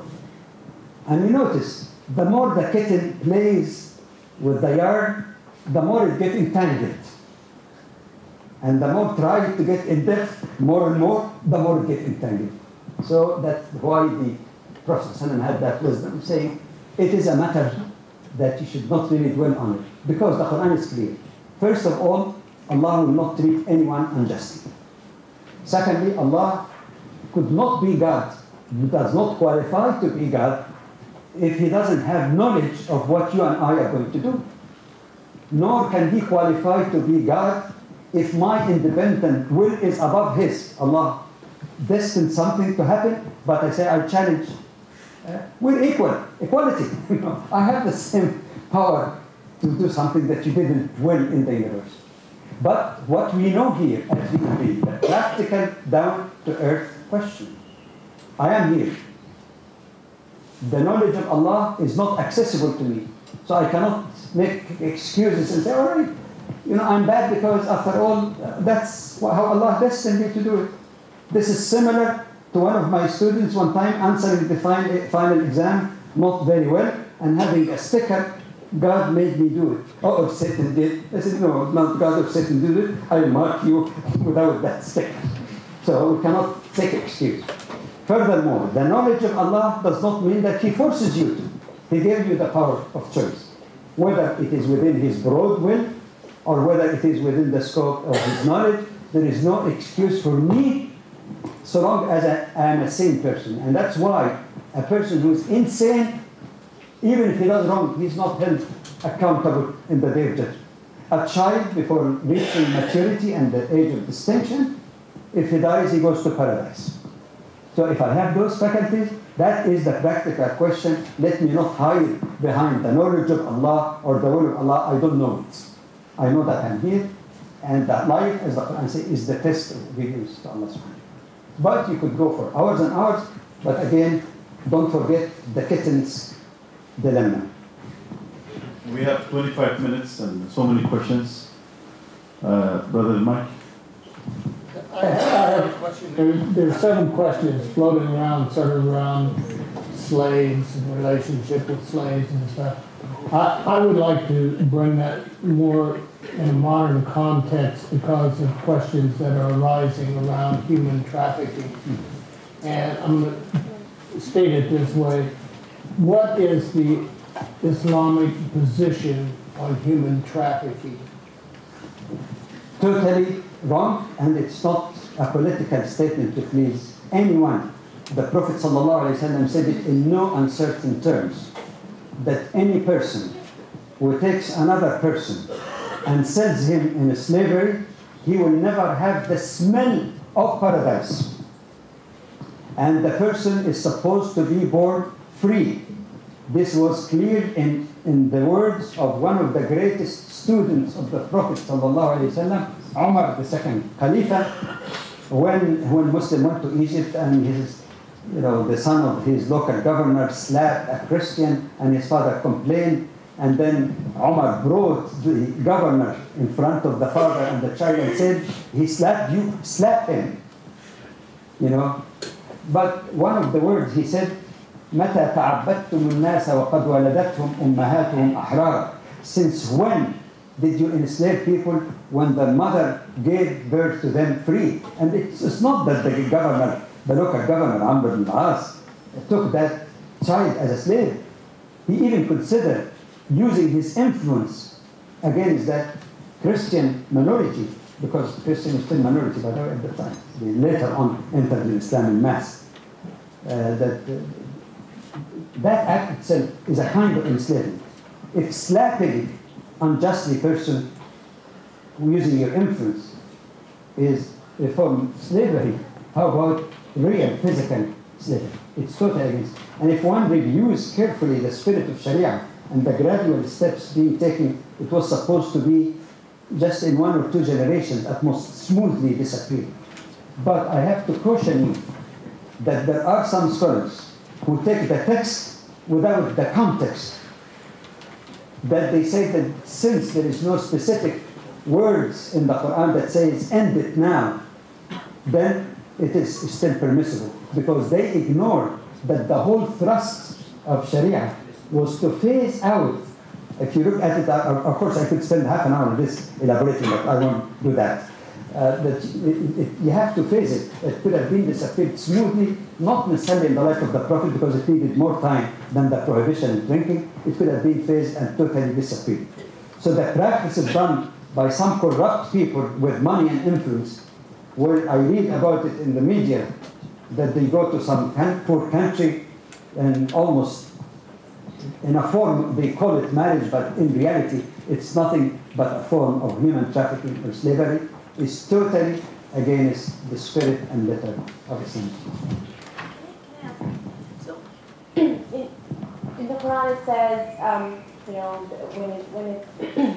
when it says that you can, I forget for what it was, but the punishment would be that you could free a slave or you could fast. So when you read the Quran, it's true. It never says. It could have said, just like it said with other things, that stop doing this, stop burying your daughters. But it never says stop, having slaves. In fact, some of the ways to repent is to free a slave. So, but this there is a point. But this is precisely the point that they said that if you change it overnight, what happened in America when you tried to change it by law next day? Civil war. Okay? And some of the slaves, because they haven't been trained yet to gain their freedom, they lived all their life, they have to come back under more humiliating conditions. So, to rush it before the graduate. And what you say actually proves the point I'm saying, because if you put it even in a more complete picture, the Quran, first of all, like I said, raised the dignity of the slaves. They became basically free, almost like domestic workers. And that is more important than physical liberation. Actually, some of them were quite happy and content even to remain with their former master and now their brothers in faith because of the good treatment they had. Okay, so they didn't mind it. But then the Quran came first of all to encourage people. So that's step before what you mentioned also. It says that fakku raqaba, that you do that for the sake of Allah. Because if you free his neck, meaning from slavery, Allah will free your neck from the hellfire. And who doesn't need that? And we know practical example of Abu Bakr. When Bilal was tortured, he was a slave of Umayyah ibn Khalid. He was tortured in the heat of the sun. Lots of, sorry about that. And Abu Bakr had pity on his brother in faith, so he bought him because his master would not let him. He bought him from his master and set him free, and did it with others, and other Sahaba did it. So some did it, but not everybody is that generous in heart. So came another aspect that you quite rightly said, that for certain sins, the priority first, if you're able to free a slave. Whether if you have it, you have him or her, or you can go out and buy, like Abu Bakr did, to free him from his master and set him free. And who doesn't make sense? And by the way, it's not only one offense, there are several offenses mentioned in the Quran, which mean that the spirit is what? It doesn't have to stop it. It opened the door, because people will sin. So that would remove it. Thirdly, came even you might say, the mandatory response to any person in bond who wants to have his freedom. It is in the text of the Quran. وَالَّذِينَ يَبْتَغُونَ الْكِتَابَ مِمَّا مَلَكَتْ أَيْمَانُكُمْ فَكَاتِبُوهُمْ إِنْ عَلِمْتُمْ فِيهِمْ خَيْرًا وَآتُوهُمْ مِنْ مَالِ اللَّهِ الَّذِي أَتَاكُمْ. This is unknown to a lot of people, especially writers in the West. They ignore it totally. Actually, it means that any person in slavery is entitled to gain back their freedom simply by having a contract with their so-called owner, so that they can gain their freedom. But some people will say, but where does he get this slave? The Quran answered that. But you have to connect the pieces. They're not all in one surah. In the Quran also, when it speaks about zakat, which is a major fund to achieve social justice, one of the 8 categories, mandatory categories of paying zakat, regular zakat, not just charity, mandatory zakat, 2.5%, not of your income, of your zakatable assets, which is much larger even than the taxes in the United States, by the way. Like if you're a millionaire, you pay 2.5% on your millions, which you would not pay otherwise if you have a good accountant and you're a millionaire and you pay less taxes than someone earning $20,000. Anyway, so one of the category, وَفِي الرِّقَابِ, which means that even if the slave have no penny to pay, some jurists actually say the master cannot refuse, but agree at least on some fair compensation, because maybe he paid that before Islam and he doesn't want to lose that. It might be big financial loss for them. The community chips in, and that slave is entitled, shares from zakah money, so that he can fulfill his contractual obligation and pay off and gain his freedom. Nobody mentioned that. Okay. So it is quite clear. But why gradual? Why not stop it? It could have caused, like I said, the same kind of reaction that happened in America. It is not like drinking, where the period of Sharia, the period of legislation in Medina, was very short, 10 years, and the first few years was for the defense of the community that was attacked from all sides, survival. And then came the later aspect, legal aspect like this. For drinking, you can get detoxified within a few years, sometimes within a few months. Any doctor can tell you that.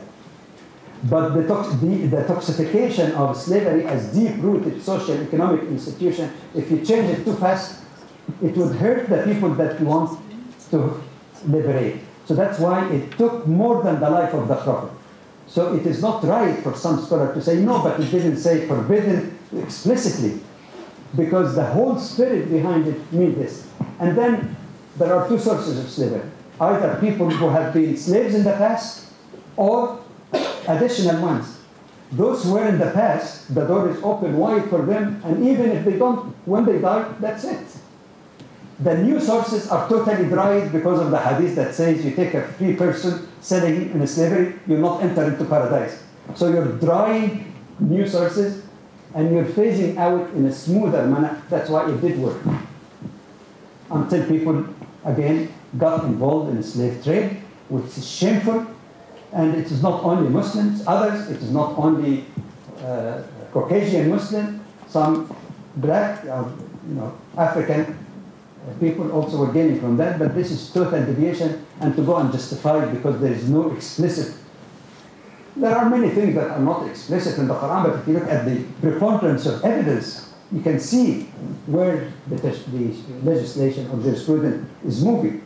You drive the new sources, you phase out the existing sources, it went perfect, beautiful. So the bottom line is haram, it's unlawful. Absolutely, absolutely. By the text of the Quran and Hadith. Hafsa? Okay, say for example, you were born in America, but you were also raised as a Muslim, a good Muslim, and then later you're asked the question, are you Muslim or are you American? How should you respond to that question? I said the question is wrong, and a wrong question doesn't deserve an answer, unless the question is corrected. Because to say, are you a Muslim or American, like I said last night, presumes that there is an inherent conflict between being a faithful American and a faithful Muslim. Who said that? And why isn't that question raised to Jewish Americans, Christian Americans, Buddhist Americans? Why are Muslims single for that? This is false. If you study it carefully, and there are books written on that, like one by Sheikh Faisal Mawlawi, rahimahullah, and I think it might have been translated, or at least a summary on the website under his name, Faisal Mawlawi, with evidence from the Quran and Hadith that there is nothing wrong at all with Muslims being faithful to the laws of the countries where they live in, even defending them if they're attacked, not for aggression against innocent people, defending the country even if there is aggression against it, whether that is a Muslim country or not. So there is a myth and misunderstanding among some Muslims, again, is there is a myth that you can't be a sincere citizen and a sincere Muslim. A sincere Muslim is a sincere citizen, and a good citizen is a good Muslim also. Or maybe a good Muslim could be another religion too. Briefly, but because I answered it last night, so I could keep it under two. Can you be a 50% Yemeni American, 50% Afghan American, and 100% American? That's Marion's logo, Dr. Badawi. I don't know how do you arrive at those percentages. How do you measure them? You say, I am Muslim, I am fully Muslim, I am fully American, I am fully Canadian, I am fully German. What's the contradiction, especially with the in liberal democracies where I can live my life as a Muslim, and the things that are mandatory on me, I can do. Things that are forbidden, I'm not forced to do. What do I have to complain? I was just joking.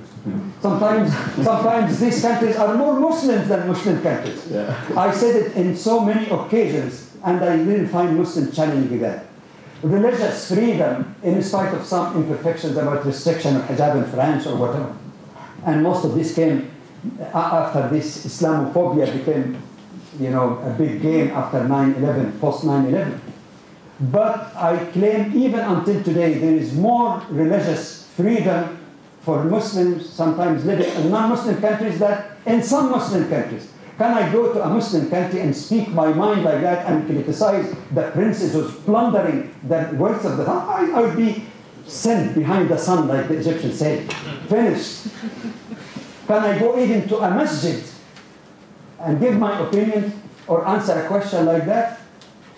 You have to get the permission of the Minister of Education, the Minister of Interior, the Minister of Spying, the Minister of, my goodness, and probably you will not get it after going through all this application. I can go anywhere and speak about Islam, in a university, in a masjid, in the street. Nobody can stop me. And you can tell me that we can't live as good Muslims. We can. Sometimes better, in some cases. Brother Mike, you have a question? Well, after all that, I'd like to pursue something. I would like to know the conditions under which it was revealed, the verse, I think it's 25:33,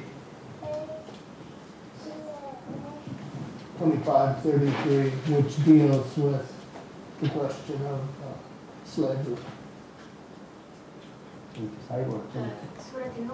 Surah 25 is, no, not Surah An-Nur, the following Surah, Surah An-Nur is number 24. This one is 25, so the following. So anybody have a copy of that? Some ayat I remember by number. This I just want to know. I think ولا كلمة فتاتهم على البقاء إن أردنا تحصنا. Is that the one? I will not force your female Right. to commit prostitution if they wanted to refrain from that or keep away from that in the pursuit of some worldly gains. And anyone who forces them after that, then Allah is most forgiving. It's a Furqan, Doctor. In Furqan, yeah, that's 25 is a Furqan. وَلَا تُكْرِهُ, right? Yeah, I think that's the one you I mean, I asked this for two reasons. One, around the trafficking. The other one is I think that there's big problems that people have misconceptions about. They sort of see that fathers just sell off their daughters in other countries, and they don't take into account what conditions are going on there and whether or not they're even Muslims or whatever. And so I want to know what the original. Okay. To my remembers or my recollection, this does not deal with daughters. And the word fatayatikum here actually refers to like slave girls that you had in Jahiliyyah, that is before Islam, because what happened is that some slave owners actually used to act like what we call today, pimps, really, using the slave girls for prostitution in order to gain money. Pimps, that's bluntly, that's what it is. So it doesn't mean your daughters, your slave girls, don't force them. So actually it comes to change that. But then when it says, and anyone who forces them, Allah after they force them is forgiving.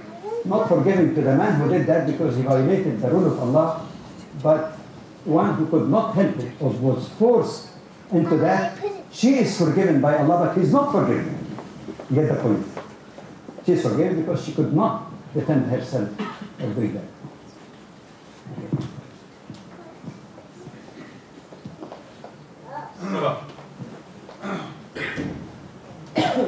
Okay. This is about equality, between men and women, and there are some examples.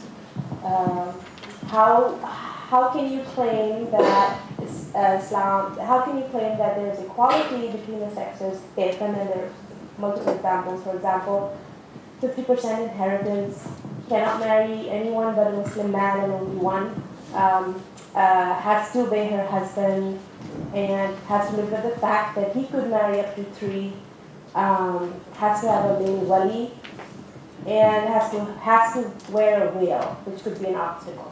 Okay, which of this you want me to answer in 2 minutes? I'll give you one example, and I think it would apply to others if we have time to elaborate on them. But I'll take one. The question of equality. In fact, again, I can refer you to my book, Gender Equity in Islam, but let me just, for the sake of clarity, put it in as brief way as I can. In fact, in the Quranic, not culture, in the Quranic view or presentation on the issue of the genders or the sexes, there are areas of full equality and there are areas of equity. The areas of full equality includes that men and women are equal in their humanity, equal in their spirituality, equal in the respect of their human dignity, equal in the fact that they are men and women trustees of Allah on earth, which is a sign, because all of the ayat in the Quran that deal with this does not speak about male or female, it speaks about both of them. Equal also in the matter of worship, in the matter of moral orientation and ethics that they are called upon to follow. No distinction. Anyone who claims otherwise, tell me, what is the difference? Absolutely. But there are areas of equity. What is the difference between equity and equality? Full equality, tit for tat. Equity means justice. And justice does not mean equality in each and every point, because it could be compensated by another. In my book, I gave a very simple example that anyone can relate to. I said, if I have in my pocket a number of currencies, because it travels to different countries, but all of that come to the equivalent of 1,000 Canadian or American dollars, for example. And another person traveled to other countries, and he says, I have also in my pocket the equivalent of 1,000 American dollars, exactly like what I have. Does he have to have the same number of francs as I do? No. I might have more Canadian dollars. I might have more British pound because I travel a lot to Britain. He might have Swiss francs. You get my point? But in totality, the total amount is exactly equal, but not equal in every aspect. And let me take just one example that you had, because others also can fall into that similar type of experience. Inheritance. How could there be equality when the man inherits twice as much as a female? The first question. It is a myth. It is a myth to say that as a rule, because of gender, every case, in each and every case of inheritance, the male inherits twice as much as a female. This is found directly in the Quran, and there is a book written by Dr. Salah Sultan specifically on that subject. But I summarize, because it's technical, it takes a lot to explain. But I summarize. There are cases based on the Quran, yes, where a male inherits twice, and I'll come to that. There are cases where male and female, like two parents, for example, in some cases take exactly the same. Okay? So, half, equal. There are cases where a female inherits more than a male. And there are cases where a female inherits and a male does not. It sounds challenging. It is all documented in the ayat in the Quran. So first of all, it is a myth. What is it based on in Islam then? Has nothing to do with gender itself. It has everything to do with two things. Mainly, the most important one is the financial responsibility according to Islamic law, which is not the same. And I'll give you explanation for that. Nothing to do with gender itself. The second is the degree of closeness to the deceased. A female, for example, who's closer to the deceased may inherit more than a male who's in a second degree or second level of inheritance. But nothing to do with being male or female. Let me take the example of inheritance. First of all, a woman, according to Islamic law, not the practices in the West or East, is entitled, number one, to gifts during the marital or the engagement period. Secondly, she is entitled to marital gifts at the time of negotiating the contract. Thirdly, all her property before her marriage is entirely under her personal control. She has an independent economic entity, something that was not approved in Britain until the 1870s, as I mentioned in the book, and the source is given there. Before that, a woman, Married Women Act, could not even dispose of her property without the permission of her husband. In some cases, the husband owns. In Islam, she is entitled to keep. Prophet Muhammad ﷺ was a business manager of his wife, Khadija, actually. Anyway, so her third part. Number four, even if she's richer than her husband, she's not required to spend a penny of the money that brought to marriage, and if they divorce, it is entirely hers. Not share, like some laws even in the United States here. If a woman is more, one of the anchors, female anchors in the ABC, actually, her husband sued for alimony from his wife because she was rich. No, she's entitled to that. Number five, if she's not required to spend a penny, even if she's richer than her husband from her inheritance, a penny on the household, including her own food, clothing, medication, recreation, and housing, and everything else. What she inherits becomes entirely her own financial security. She can invest it wisely, and that keeps multiplying over time. The husband is fully responsible. Number six or five? Six. Alhamdulillah. If I have more for that. 6, if she earns money during their marital life, but it requires at least some consent of the husband because he's supporting her fully, and of course the children might be involved, so there have to be some consent, some kind of agreement on this. So if she works, and that happens in all cases unless somebody really is either very worried about small children that says, oh, that honey, maybe later after the children really grow up they need you.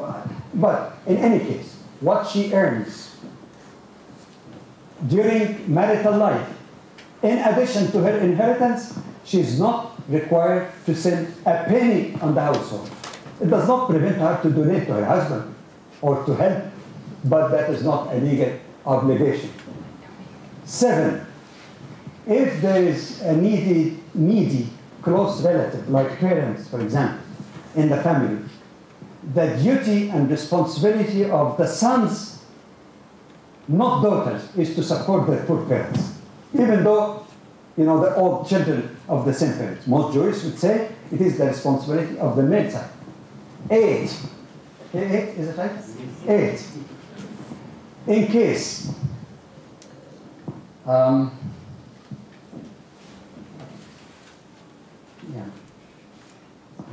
ran away. What 7 is enough?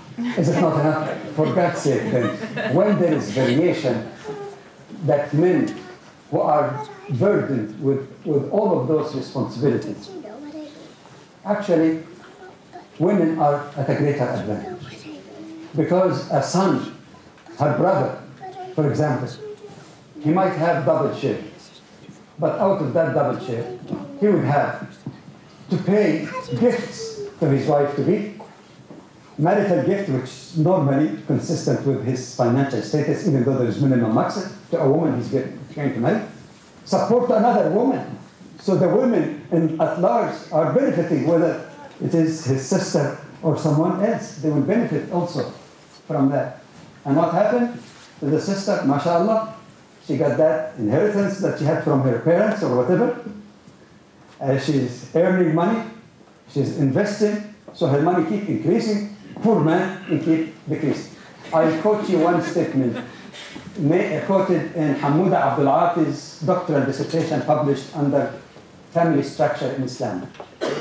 And he quotes an American sociologist, I believe, by the name of Damon Bain, writing in the late 1950s, a non-Muslim, just as an honest scholar. He said, if Western women know the extent, this is more or less where my remembrance of going, if Western women realize how much financial security and guarantees Islamic law allows to women, they would envy them. Envy them. So that's when we take the whole picture altogether.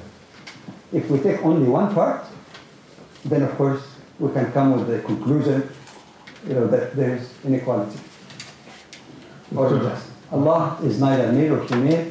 His Sharia is for justice for all, keeping in mind. Sure, this is a good question for you to hear. There are 4 questions, Doctor, that are interrelated: Christian, Muslim, Jewish relations. Mm-hmm. One sister, she said, I'm Jewish and my husband is not allowing me to visit my family during religious holidays or to attend, ceremonies, funeral ceremonies of my grandmother during, these difficult times.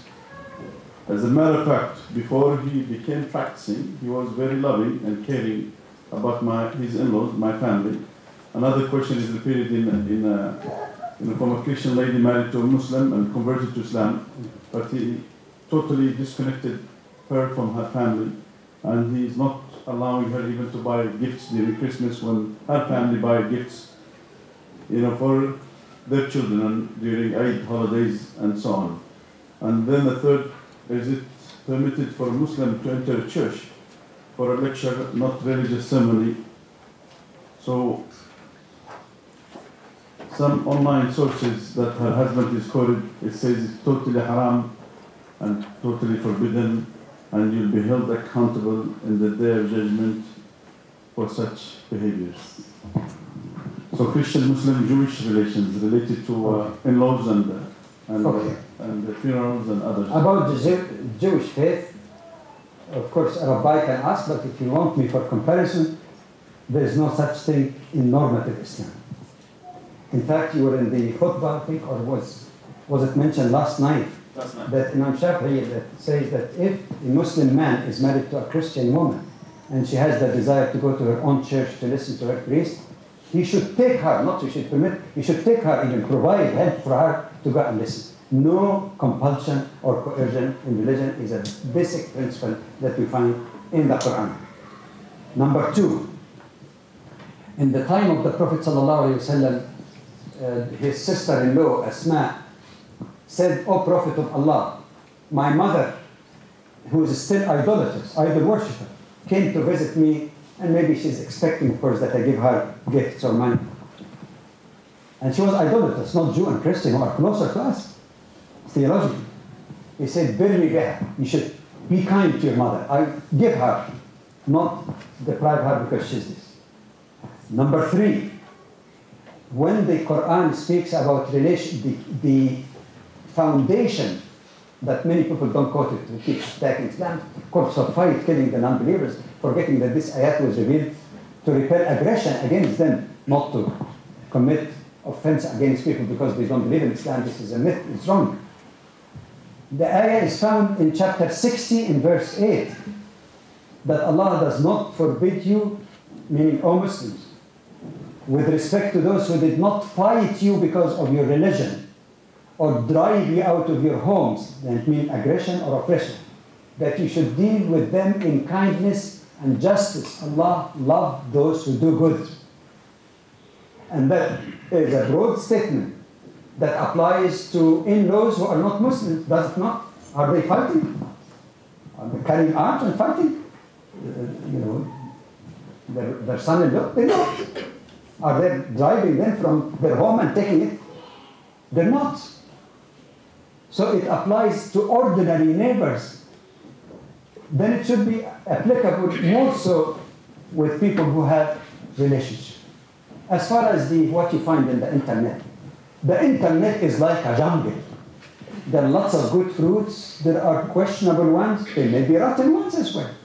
There might be other opinions that should be respected, but they are weaker opinion.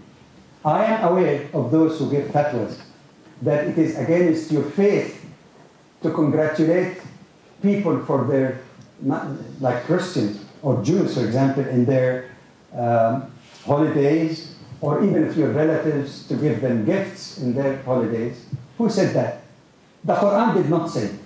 The hadith of the Prophet ﷺ did not say, but we find the opposite in the case of Asma. She gave a gift to her idolatrous mother.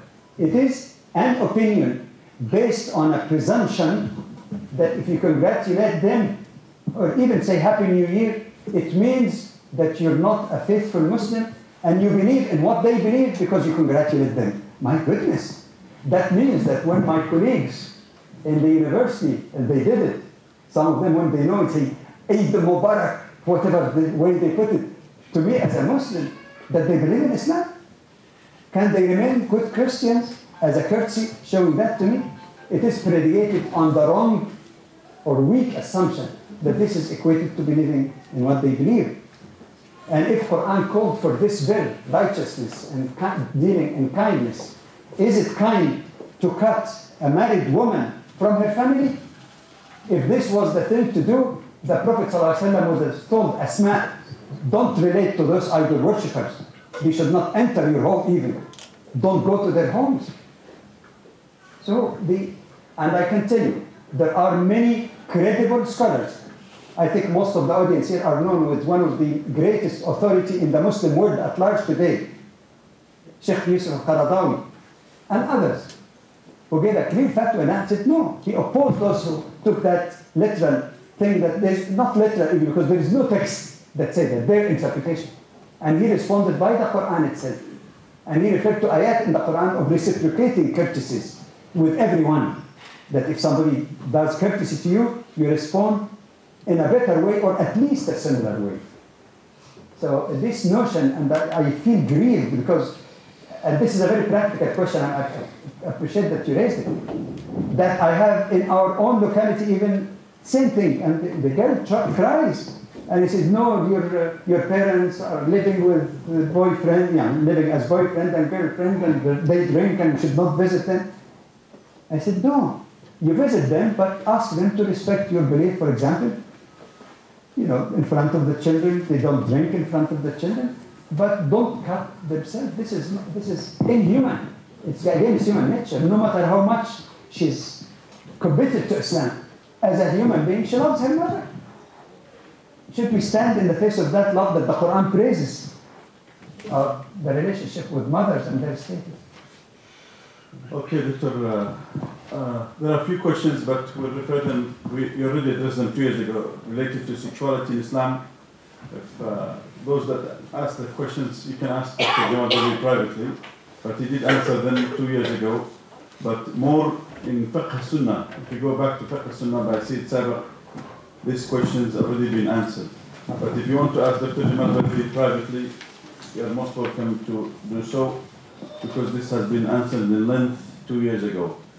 Dr. Jamal Badawi have received so many personal invitations, and since I'm your agent tonight, I told them that you humbly accept the invitation, but you cannot attend it, and it is beyond our capacities and our so on. But give them the reason. I can give the reason so that nobody gets offended. Yeah, nobody gets offended. In the previous visits I had, I was delighted to respond to those and meet my loving brothers and sisters and groups and families, and I would have done it. But more recently, I was diagnosed with diabetes, and those who do not know exactly, it is a devastating thing. It's still, alhamdulillah, controllable, but it is a drain on energy. Except, for example, when I sit with you, sometimes somehow adrenaline might compensate for that. And by the way, don't think that I was too hyper. I like a spirited discussion. I guess, so don't take me as an excitable person or something. Okay. So I think that mainly is the reason. I need lots of rest, and I haven't been getting enough of that even since I took. So I hope nobody really take offense. So, with that. dear brothers in the back, please accept the apology, Dr. Jamal Badawi, and so do sisters.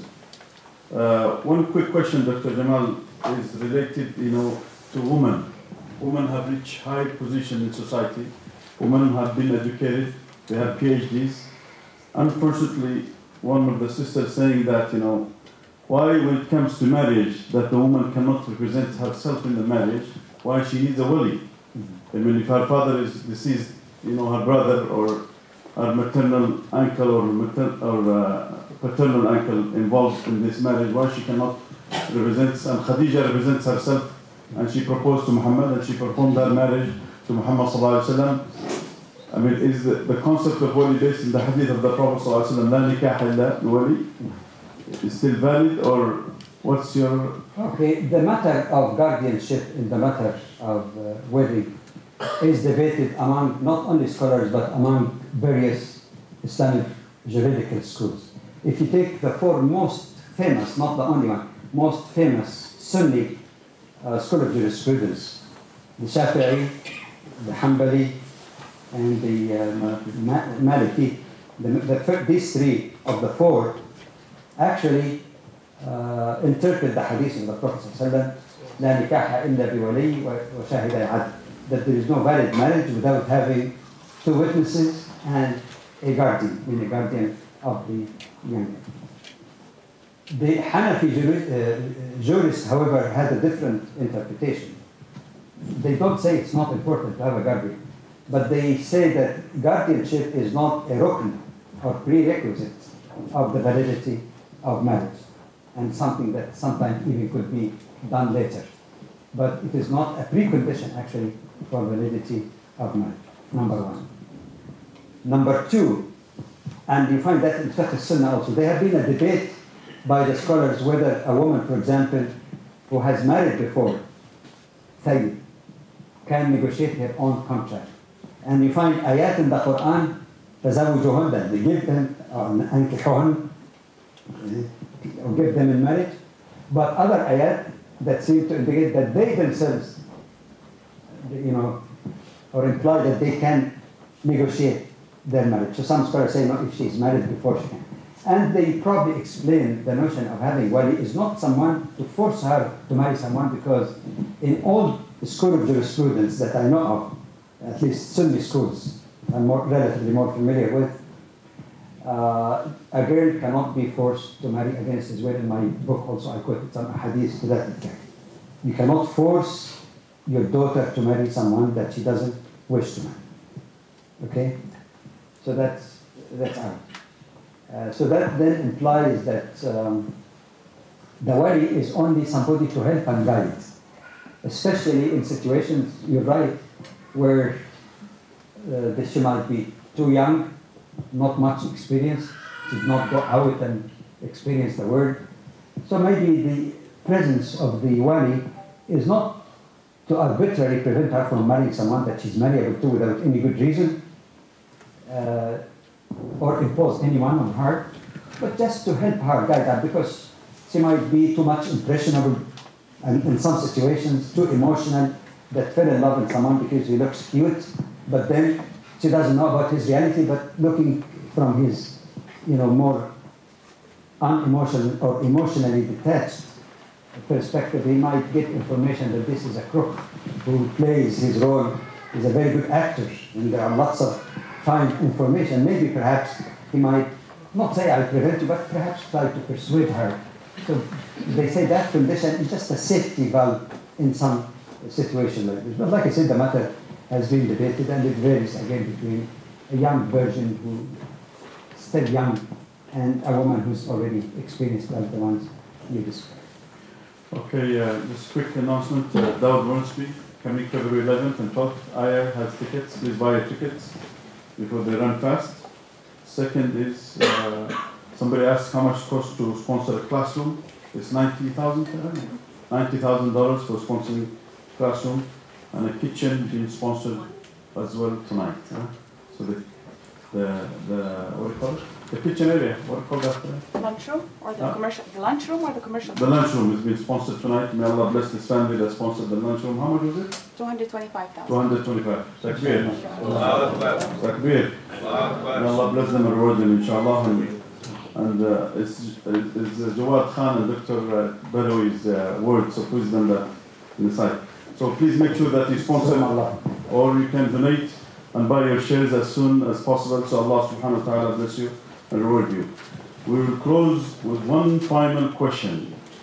And I would like to ask the YAC Club, the Youth Ambassadors Club, Oregon Islamic Academy, to pass the gifts for our panelists. We have some gifts that are in the podium, so we want you to come and pass after we are done. So the last question is about apostasy, ridda. Can you reflect on that? Just to explain, in case there is someone who doesn't know, he's referring to what is claimed to be a law of Islam, that a person who leaves Islam can be asked to come back or else be executed. Number one, there is no single ayah in the Quran that speaks about worldly punishment of an apostate who leaves Islam. Not one. All the ayat in the Quran, and you can collect it all, it speaks about punishment in the hereafter. There's no time to quote. I can quote you, memorize them. Alhamdulillah, no problem. Number two, the opposite is true. The Quran is full of ayat about the respect of the freedom of conscience. One is quoted more frequently, La ikraha fi din, towards the end of the second surah in the Quran. Let there be no coercion, not compulsion, actually coercion, even pressure in religion, bribery or threat or twisting hands. Number three, another quotation in the Quran that's not as much quoted appeared in Surah Al-Kahf, Surah 18 in the Quran. It says, this is the truth from your Lord. فَمَنْ شَاءَ فَلْيُؤْمِنْ. Whoever wishes or decides, wants, let him or her believe. And the exact expression, وَمَنْ شَاءَ فَلْيَكْفُرْ. And anyone who wishes to reject, let him or her reject. We're not judging people here. Allah will judge everybody in the day of judgment. Number 3, people refer to, number 3, before I forget, the very term Islamic sin, based on the root, the etymology of the term, means willing submission to Allah. Have somebody who was a Muslim or not a Muslim and say, you become Muslim or else. That is the worst form of ikrah. And there is no credibility of the argument, like, no, it is possible to enter into Islam but not to get out. No, because if I tell the person, I'll kill you if you not pretend at least to remain a Muslim, then this is ikrah. This is one of the worst form of ikrah. What choice do we have? My life or pretending to? So it promotes hypocrisy in society, which is not very helpful and not respectful of the right to be kafir. The Quran says you have the right to be kafir. There are consequences, but you have the right. You're free agent. Allah gave you that right to believe or reject this. Number 5, the argument that some people about some ahadith of the Prophet ﷺ. In fact, to put it shortly because of the time, are cases that people do not look carefully about the occasion. Again, the text without context, especially historical context. The cases has been analyzed. And the hadith has been also reviewed. And according to Imam Shawkani, who was a Yemeni, very well-known, profound scholar, especially of hadith, he said there is no sound hadith, authentic hadith, that the Prophet ﷺ himself ordered the execution of anyone who apostated. There were people who apostated in his time. He said any claims of that are weak and not authentic hadith. And he's a great scholar of hadith. Takbir for Yemen. Takbir for Shawkani. All right. But then, some people argue, but there are sound hadith in Bukhari and Muslim. Yes, but like I said again, if you go to the context of that hadith, actually it speaks about cases where people did not only apostate, but join that with a capital crime, like the famous hadith about Uqal and Urayna, that these were people who accepted Islam, and then later they killed shepherds and stole their herds. And the Prophet ordered that they would be executed for these crimes, after they were really treated very well by the Prophet ﷺ and given what they need by those shepherds. No single case that is so decisive and clear, except that it was because of another crime. So the scholars, the majority of scholars throughout history, seem to have interpreted their capital punishment because of apostasy. But others, even though they're minority, but minority and majority is not always a criterion, they have a stronger evidence, in fact, that no, it was not because of apostasy itself, but because of the other capital crime that they committed. Sixthly, and that is shocking to some people when I mention it, I tell them that there are also sound ahadith in both Bukhari and Muslim that shows that the Prophet ﷺ, in a case of peaceful apostasy, declared but peaceful apostasy without causing any commotion in society, went unpunished. There are at least 3 versions, probably 4, of this sound, highly authentic hadith. And let me mention it too so that you can appreciate it. I cannot abbreviate the hadith here. It's a very critical one. Several hadith. They speak in different versions about a man who came to the Prophet ﷺ in Medina. So Muslims were in power and the Prophet should apply the punishment. Is that a Muslim hadith or? A person came and accepted Islam to the Prophet, from the Prophet ﷺ in Medina. It's an authentic hadith. It's very authentic. And like I say, 3 or 4 versions of the same hadith. Slight variations in the number of days, but the same basic story. And it says after that, this man got sick or something, and then he went to the Prophet ﷺ and used a clear term, by the way, some people misinterpreted that. It's, "O Prophet of Allah, I want to get out of my bay'ah." Because some versions of the hadith, it did say, "Bay'ahu ala al-Islam." He made the oath of allegiance to the Prophet, not as a head of the state, على الإسلام. So he made bay'ah to be a Muslim, to accept Islam. But then he said, I want to get out of that bay'ah, or oath, i.e., I want to leave Islam. The Prophet did not answer in the affirmative, but what is significant, he didn't take any action whatsoever. Left him. The man came the second day, repeated the same request. The Prophet didn't affirm, but didn't take action. Some version, it said, even came in the third day and repeated that, the same position in the Prophet. But finally, the man apparently was peaceful, did not commit any crime, did not go around trying to get people out of Islam or anything and cause social disturbance. He simply packed up and he left Medina. If indeed the Prophet with full power, not only as a prophet but head of state, not persecuted few in Mecca, if indeed there is automatic punishment because of apostasy without another crime, he would be the first one to implement them sincerely.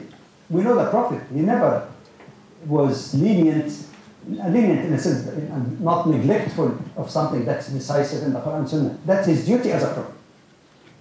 So, if indeed that was the case, he would have sent someone to fetch him, horsemen, bring him back and execute him. He didn't. But you know what he said is most amazing. إن المدينة لتنفي خبثها كما ينفي الكيرو الزبد أو كما قال. He says Medina expels its impurities like the furnaces expel the impurities in iron. You know, when you make iron products, the froth and the other impurities. I.e., if that person prefers idol worship, not that the man himself physically is filthy, no.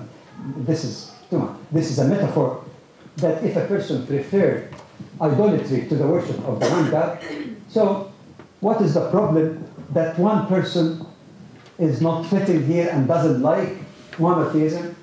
Okay, so Medina is purified even from idolatry. That's more purified more from idolatry. What can we say about this when people keep quoting one hadith after the other without knowing the context and without tying together the totality of ahadith, and the ayat in the Quran? The strongest evidence they gave, I discussed that, I have a paper on that also, and I'd be glad to make that available. I think we have it in we are give it to anyone who asks for it. this year, inshallah. Yeah, give it to anyone else. The strongest evidence say, man baddala dinahu faqtuluhu, the one who changed his religion, kill him. If you take it literally, it means a person who changed his religion from Judaism, Christianity, or anything, enter into Islam, kill him. But if we understand that hadith in the light of other ahadith, which all speaks about a person leaving Islam and committing a capital crime. So the hadith must fit in the totality of other hadith, and above all the Quran, that it refers to capital crimes other than Ridda. But Ridda itself is not a capital crime. Dr. Salim al-Awa also, in more than one of his books, argued that many of the scholars, almost majority of scholars throughout history, that some people thought it is ijma', but it's not in fact, thought that this is a had. This is, remember when we talk about the categories of punishment, this is a mandatory had that there is no compromise on, and he proved that it is not a had, nor was it understood to be a mandatory punishment by some jurists like the Hanafi jurist, who said that if a woman is the one who apostates, then she does not go through capital punishment. And that is not had, because the definition of had in Islam, it applies to male and female equally. No exception. وَالسَّارِقُ وَالسَّارِقَةُ الزَّانِيَةُ وَالزَّانِي. The Quran is quite clear in that. So one of the main definitions of mandatory punishment is missing here in the understanding of the Hanafi jurist.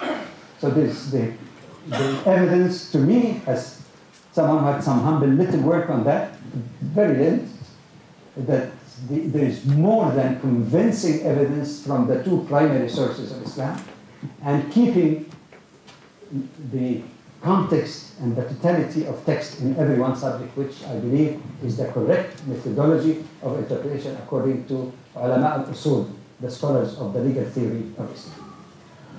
Ladies and gentlemen, sisters and brothers, we thank you all for your great patience. We are sorry for not addressing all the questions because of the time, and possibly tomorrow, maybe after the Sharia presentations.